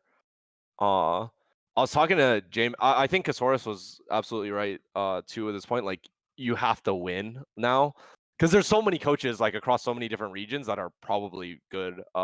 And it's hard to tell. Like especially with coaching, there's no like rank system for coaching. I'm not 4600 in coaching. Let me tell you, I don't know what elo I'm at. But that I was talking to JMac who like was coaching Darksided after he didn't get in as a player. He was coaching or dark sided NA. Forgot what it was called. Dark mode, yeah. Dark mode NA, yeah. He was coaching them for Gauntlet, right? And he had a good result, or their team had like a good result, which was like great. And I told him like my piece of advice to him was literally just like find the best team, make the best roster, and win. Like that is like the definitive thing that you can do as a coach to get noticed is if you're on a winning team. If you can scout talent, you will make. I think it's relatively easy to make a good contenders roster if you're a good scout and you have like good connections with players. You'll have good connections with players if you're a good coach, so it's a bit circular there. But yeah, and then you just like make the best roster, coach the best, like tier 2 coaching. Like from what I watched, I don't know how you guys felt about contenders, but I felt like the strategy was quite poor in NA and EU. That was my impression. I don't know how you guys felt about the contenders gauntlet.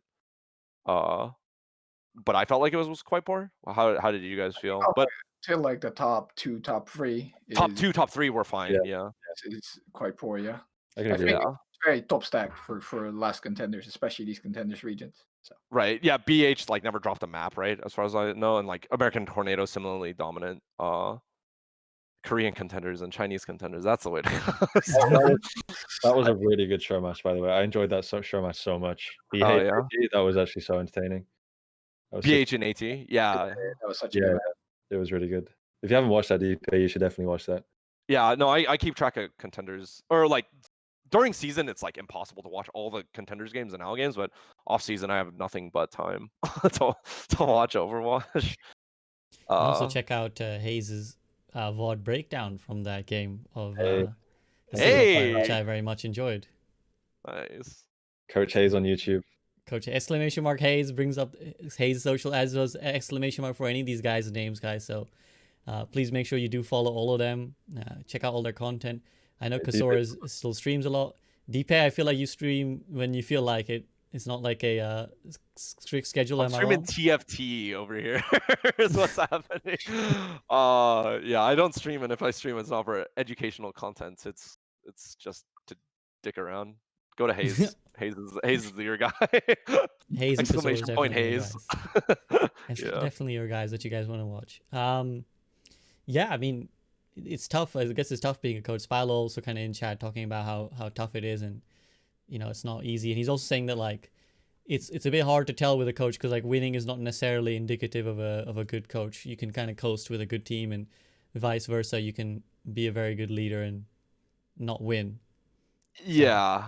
I think coach, if you're just on a top team, it just shows you're skilled. It doesn't show the soft skills, but it shows that you understand which players are skilled, which ones you want to keep, which ones you don't want to keep. Because contenders, especially now since it's monthly, I think you don't have to get locked into these rosters, so you actually can like show off your scouting prowess. That's like a clear skill that is shown, and like actually rankable. I think like Yeedle on ball, like that was for sure. Whoever made that decision that seemed correct. Like that. I can't believe like no one was thinking about putting Yeedle on a contenders team when it's a ball meta. Like that's crazy to me. He was probably the best ball in the tournament, arguably. Like just because he puts so much out. He's a ball one trick. He like let's put it as it is. He's like one of the best ball players besides ball EU. So yeah. But yeah, I generally agree. It's hard to show off coaching, but you have to make do with the opportunities you're given. I think I agree completely with the statement that scouting is rankable, and one of the big reasons why the whole second wind coaching staff got picked up to Vancouver Titans because of their stellar scouting throughout like the years of second wind. They kept picking up these great ranked players, these great free agents for their team, and kept them together, and they kept like having good performance among multiple rosters. Is just why they got picked up for OWL. So that's definitely also a way to show off for sure. It is bleeds into the discussion. Go ahead, Dpei. Oh, sorry. I just think second wind always attracts. They have like this kind of really troll atmosphere. I feel like the whole second wind group is just. It seems like just so troll. Like these 10-year-old kids who are all like dicking around in the game, but their skill is not to be they're undoubtedly like really skilled. These guys when they picked them up like. Mirror, I think, is really immature, but like he probably wasn't even the most immature one on second wind at the time, and that speaks to how immature second wind probably was. But they found talent for sure, right, on second wind and rather consistently, like you said, Casores.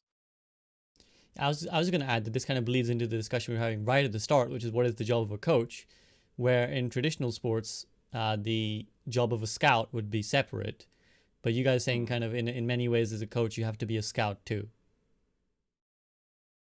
I think so. I think many coaches. I don't think almost any team of scouts I have heard of.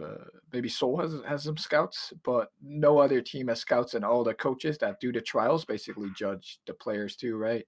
So it's definitely a very, very important skill for a coach to be able to judge on a player skill based on like trials and tier 2 matches and just scouting players. I think oh, sorry. Makes or breaks your team. Like it makes or breaks so many teams having good scouting. Yeah, I mean, not to say like Shock shouldn't get their credit for season 2 or anything like that, but that roster was like stacked talent wise. Like if they ended up anywhere other than like top 2 or 3, that'd be a travesty. I think that would be really undercoached, right? Like Violet, Moth, like you have Super and Smurf. Smurf was like kind of this hidden gem, arguably. So like we can give credit to like great scouting there. I think 9K was the guy who like had the most influence on that, with Krusty obviously. But like that roster was like ridiculously stacked when you look at it, right? Especially compared to the season 2 rosters. Like skill is oftentimes, when you look at the roster strength, like I don't look at who's coaching when I look at roster strength. I look at who's playing. Like in Overwatch, especially, like it's really clear that it's like such a dynamic game. You cannot talk to your player. If it was like a set play every time, like, you know, kind of like football is, like, then coaching is like huge, you know, like, sorry, not football, American football. Like American football is. I like how cognizant you are of us Europeans. Talking to secrets here, Dpei. Don't burn more bridges.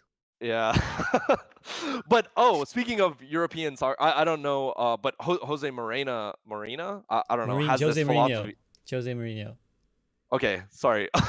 No, Jose just Mourinho. clarifying. No, just clarifying. Is that the one you're talking about? Soccer coach. Yeah, sorry, I'm not EU. I don't know anything about soccer. But anyways, this guy's known for like finding like the best talent, and like he says that it's all about like I can't teach Cristiano Ronaldo how to like kick a ball. Like, what am I going to tell him about that? But I can grab him and put him on my team, and I can also make this team a team. Like, we're going to need to learn how to work with all the pieces we got and optimize from there. But I'm not going to teach Ronaldo how to fucking kick a ball. He's been up and down, I guess. Like, someone was telling me about his career. He like leaves teams in shambles, is what I hear. Jose? He like Yeah, he does. he does a scorched earth method, like uses up all their money, but like he gets the result a majority of the time. But like that's I kind of align within that coaching philosophy for Overwatch, because I think the skill is like so apparent in these like 12-15 minute games where you go uncoached, and like your player's skill has to shine. You cannot artificially create like scenarios for your players and like tell them how to do everything at every single instance.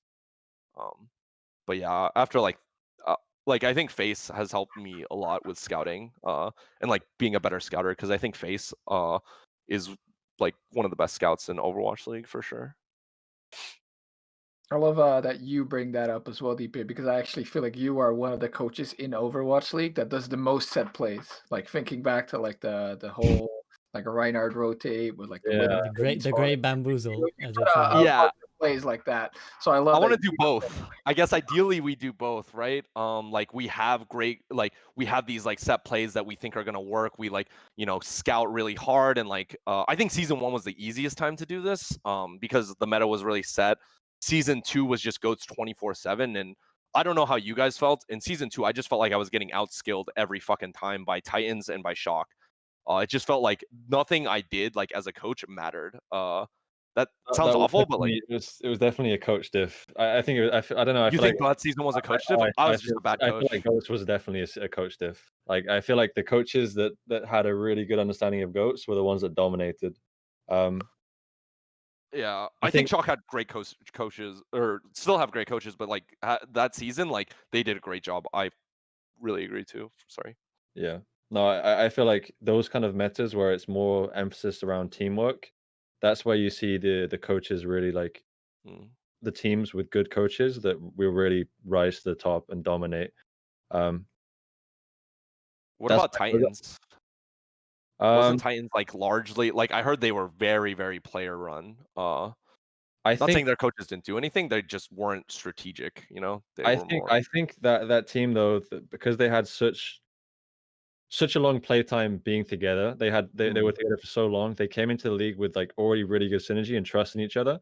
And I believe, correct me if I'm wrong, but were they playing goats in contenders as well before they came in, and they They were were. dominating as well. They were So playing I more mean, goats at that time, but yeah. yeah. So I think they're just incredible synergy and teamwork, and obviously these guys, they are the best players in the world, so they do have good game knowledge, probably similar game knowledge to coaches, obviously. And so yeah, they probably were coach run. But I think some of the teams like Shock, I feel like that was like obviously the players are all cracked, they're insane, but I think at the highest level, it is the coaches that make a difference, to a certain degree. I think chiming I in on agree. that too. I think one of the great challenges and one of the great jobs of a coach is having a great atmosphere within the team, because you have so many personalities that you need to mix and mash and that need to work great together. And I think especially in Ghosts, they shine through because if you were all on the same page, you did great in game. But if your team was like not as synergized and didn't like each other and didn't like playing together, then that would be like even bigger in Ghost. Like when you're playing Widow Hanzo meta, if you have a good way, you have a good Hanzo, you're gonna do good. But in Ghost, that was definitely not the case. Where if your team wasn't on the same page, didn't like each other, didn't want to listen to each other, you weren't gonna do good. And I think that's two things that Shock and Titans had in common. They really like playing with each other, and I the agree, yeah. atmosphere was great. I agree, yeah. That for sure that meta, like you get that bubble like half a second earlier because you talk to your main tank about like when do you want it exactly, and then you guys like review it together because you're friends. You get that matrix like at the right time or whatever. You guys press W slightly like that point 0.01 second faster, and then you're more together. Like it's huge. I totally agree with that though. That season 2, like even though Shock had a great roster, like I kind of retract what I said before. Like I don't retract because I still think that they'd still be like top 3 with that roster, Yeah, I guess. yeah, definitely. But the coach diff, like that's why I think Krusty is so great, is because once you get like this skill bracket, right? Like your roster is this level of good, and you'll perform within this bracket. But then once you're in the top, like everyone's in that bracket, right? Like Titans, Shock, were in that bracket. I think those were the only 2 teams that were legitimately in that skill bracket that season. So it was coach diff that year for sure. Yeah. And coach diff this year, because I think all the teams were like really good going into finals, like Every skill wise. But I think every Shock season, was still the best. I'm sorry. Every season, the talent has gotten better. Like the talent has gotten better. The coaches have gotten better. Like the league is just improving each year, every season. Like next year is going to be a lot better than last year, and it's going to keep evolving, which is really fun to see. This year is scary, dude. Yeah. I don't know if you see Justice. That team was like a free win before, and now it's like, what the fuck? Like we have Mag, Fury, Dpei on one team, like, and they're not even like the scariest team in NA. Like it's still Shock. Like, but yeah, and then there's Dallas, like the second coming of Element Mystic. How scary is that? That's like, those teams you get to play in like NBA 2K or something like that, where you get to play like the all-time Chicago Bulls or something like that. You get to play the all-time Oh, you're talking about Tottenham Spurs Dallas? or whatever. Are you talking about Yeah. Dallas Eternal? Yeah, Dallas Eternal Mystic. Yeah, that team's insane. Yeah. I mean, that brings up a good question. Is like, so what are you looking forward to from the next season of OWL? What is your personal and general plans? I mean, personally, I'm just looking forward to working within like a great structure and great coaching staff, and then trying to, it's very daunting coming into like the best, because I was on the Shock at the end of last season, but I was just coming in and not really settled, and just helping out, filling where I could. But now it's like moving on that legacy, expecting to be number 1 even before the season starts. Pretty scary. But I'm just looking forward to, working with these great players, this great coaching staff, and just learning a lot for myself. And hopefully, getting some dubs. What's that pressure like to have you like already are expected that it's like expected that you win this coming season, I think. Like I guess you weren't part of the first one, but like you're still like you still have this like Shock expectation, like which is an insane expectation. It's 1 or you're useless. Like Yeah, it's like anything less than win is failure. Yeah, exactly. Great way I of think putting it it's in a lot the of pressure. I feel like it's mostly pressure on the players, though, right? Like, Yeah. like they've been carrying on this great legacy, Mm. and having to carry it out. It's tough, but I also feel like being with Krusty, you're just slotted into that role, and you can show your strengths, but it's very guided as well. Mm. So I think that's one great thing about the Shock, is that I feel like right now we've got a structure going on where you could slot almost any assistant coach in, and they would do well, just because like you said, there's meetings, there's talks, um, and working under Krusty is just great. So I think there's a lot of pressure, but I'm also just excited to learn, and hopefully do some of those expectations right. Yeah, Yeah, it's that's just have a you go. random quick segue. It was like, what is it that is so great about working with Krusty? Like, what is it that makes him such a great coach as someone who works under him? I think this is actually a great question. I think I have a good anecdote for this too. It's just I come in, season ends, and 2 weeks later he's already watching people stream and sending players feedback and just constantly working and constantly improving. On other teams, I feel like the offseason is the offseason, but on the Shock so far, we've been working with all players to still improve their gameplay, and just nonstop working and just putting in his all to win, and then also being a great leader and making people work under him, right? And being inspired, I think, is what puts Krusty apart from other coaches. That's the Korean work ethic coming in. Yeah. Yeah. We spoke about it. Damn, I Dpei, wish I what- could be crusty. The Krusty envy is real in this call.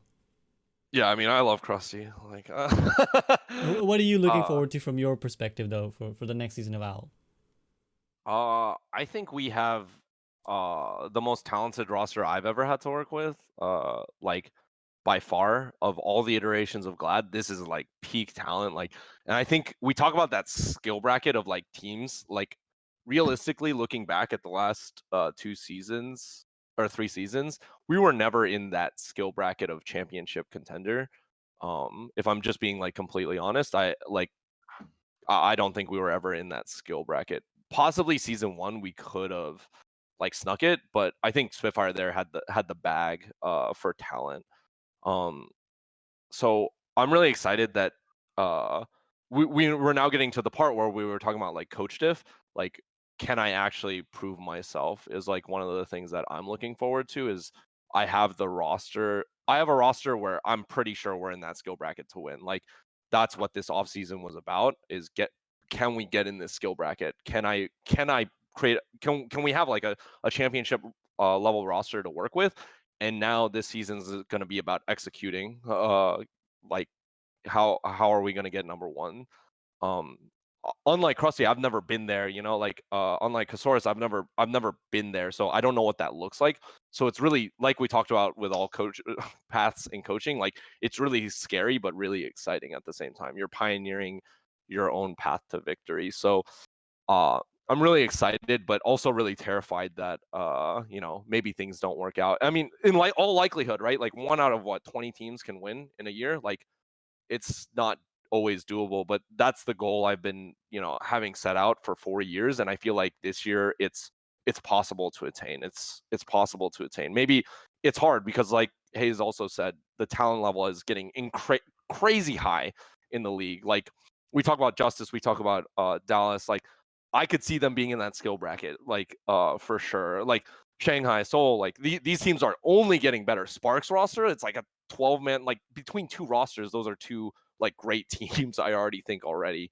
So we're in a really scary year, but at the same time, I'm excited to be working with like the talent level that we have going into this year, and yeah, I guess I'm just really excited. Love it. I wish you all the best. I can't pick a side yet because I don't want to set Casores here. I want him to win. I want Dpei to win. Hayes, obviously you're not attached to any Overwatch League team, but what are your kind of expectations and hopes for next Owl? I'm just excited for the juice to start flowing. I want to see the games coming. Like, I'm reviewing a lot of the gauntlet matches, the show matches right now, but whether I'm in the Overwatch League next year or not, I'm going to be excited to review a lot of things on stream, post YouTube videos. But I'm looking forward to seeing all the content. Like, obviously watching Carpe play Widowmaker, watching Striker play Tracer, getting to break down all of these micro aspects of how they play these games, and even just watching the teams clash. I'm looking forward to seeing Shock and Glad's clash now after you two. I'm looking forward to this. So I'm just looking forward to Overwatch League being back on, really, and seeing the content. Awesome. The off season's so long, right? The off season's so long. I'm so bored. Hey, I saw you got you did well on TFT. What rank are you? Is that you diamond or something? I think I saw you. No. I don't fuck with diamond. I was like rank 8 at one point. Really? Now I'm like top 50. Dang. Yeah. Okay. That's how bored I am. I just climbed ladder into TFT. Dpei's got TFT locked down. Dpei's gonna go TFT Pro instead of yeah. If I ever need a backup career, I can go to an even less profitable esport. That's the right path.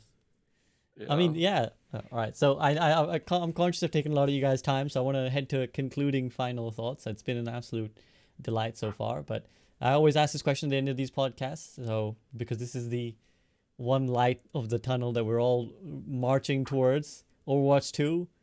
What is the most what's the thing you most want basically from Overwatch 2? Is it like, do you want certain changes to the Overwatch League? Because obviously there's speculation. We don't know that Overwatch 2 will be in time for the next season of Overwatch League. Is there any comment on that? Like, I assume you guys don't know, but how would you feel if Overwatch 2 was on the next season of Owl, Casores and Dpei and Hayes? I think that would be great. I mean, I would love that. I think any resurgence of players back to Overwatch through Overwatch 2 is going to be good. It's just a case of how they're going to keep these people in Overwatch 2, and if the game is going to be good enough to keep these people. I'm just excited to see if Blizzard have done a good job. We haven't heard too much of Overwatch 2 recently, so I'm hoping they're kind of keeping the expectations low, and we're going to be blown away by what they're going to release. That's my hopes and my dreams. Yeah. I think for me the same thing is just I just want a resurgence of players, or like a larger player base. I think that's like the biggest thing I'm looking forward to. Nothing gameplay wise. Like I just think Overwatch is such a good game. I wish people could like see how great of a game it is, and that Blizzard like keeps its players engaged and does the things that we talked about. I don't really care how they do it, but I know that like having a big player base would be just huge for Overwatch League, and then probably huge for all of our careers. Fingers crossed.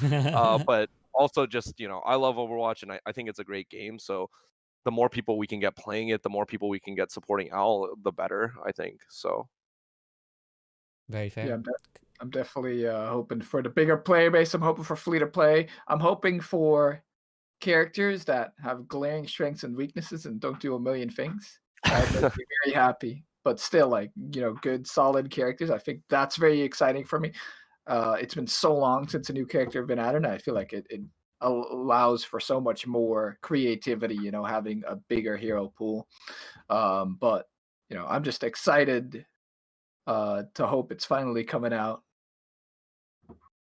Yeah, we're all sitting here waiting. I think when I was on a podcast with ML, I think how you describe it, we're all in the desert waiting for some water. So we're thirsty, man. We're thirsty. We're waiting. We're looking forward. So yeah, I'd be delighted to see Overwatch thrive, and hopefully you guys as well in your teams.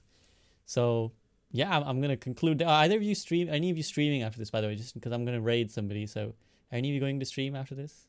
No. Okay, I'll find somebody else. I'll find. You guys want to link else. people to my TFT stream? Yeah, I mean, if you go in Dpei, like this is the time. I gotta eat and I don't know, go outside maybe. Go outside. Yeah, it's been one of them nights. No, I mean, thank you so much, guys. It's been an absolute delight having you with me, sharing your opinions, your thoughts, and your time, which I know is super valuable. Although even if Dpei says he's super bored right now, nothing else to do, but I still appreciate you guys giving me so much of your time.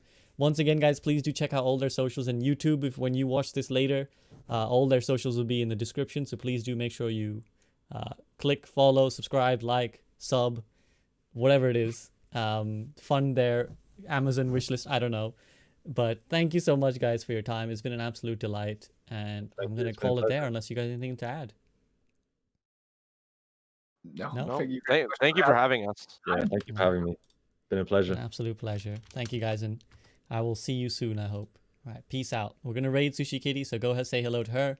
Enjoy her stream. And catch you later, guys.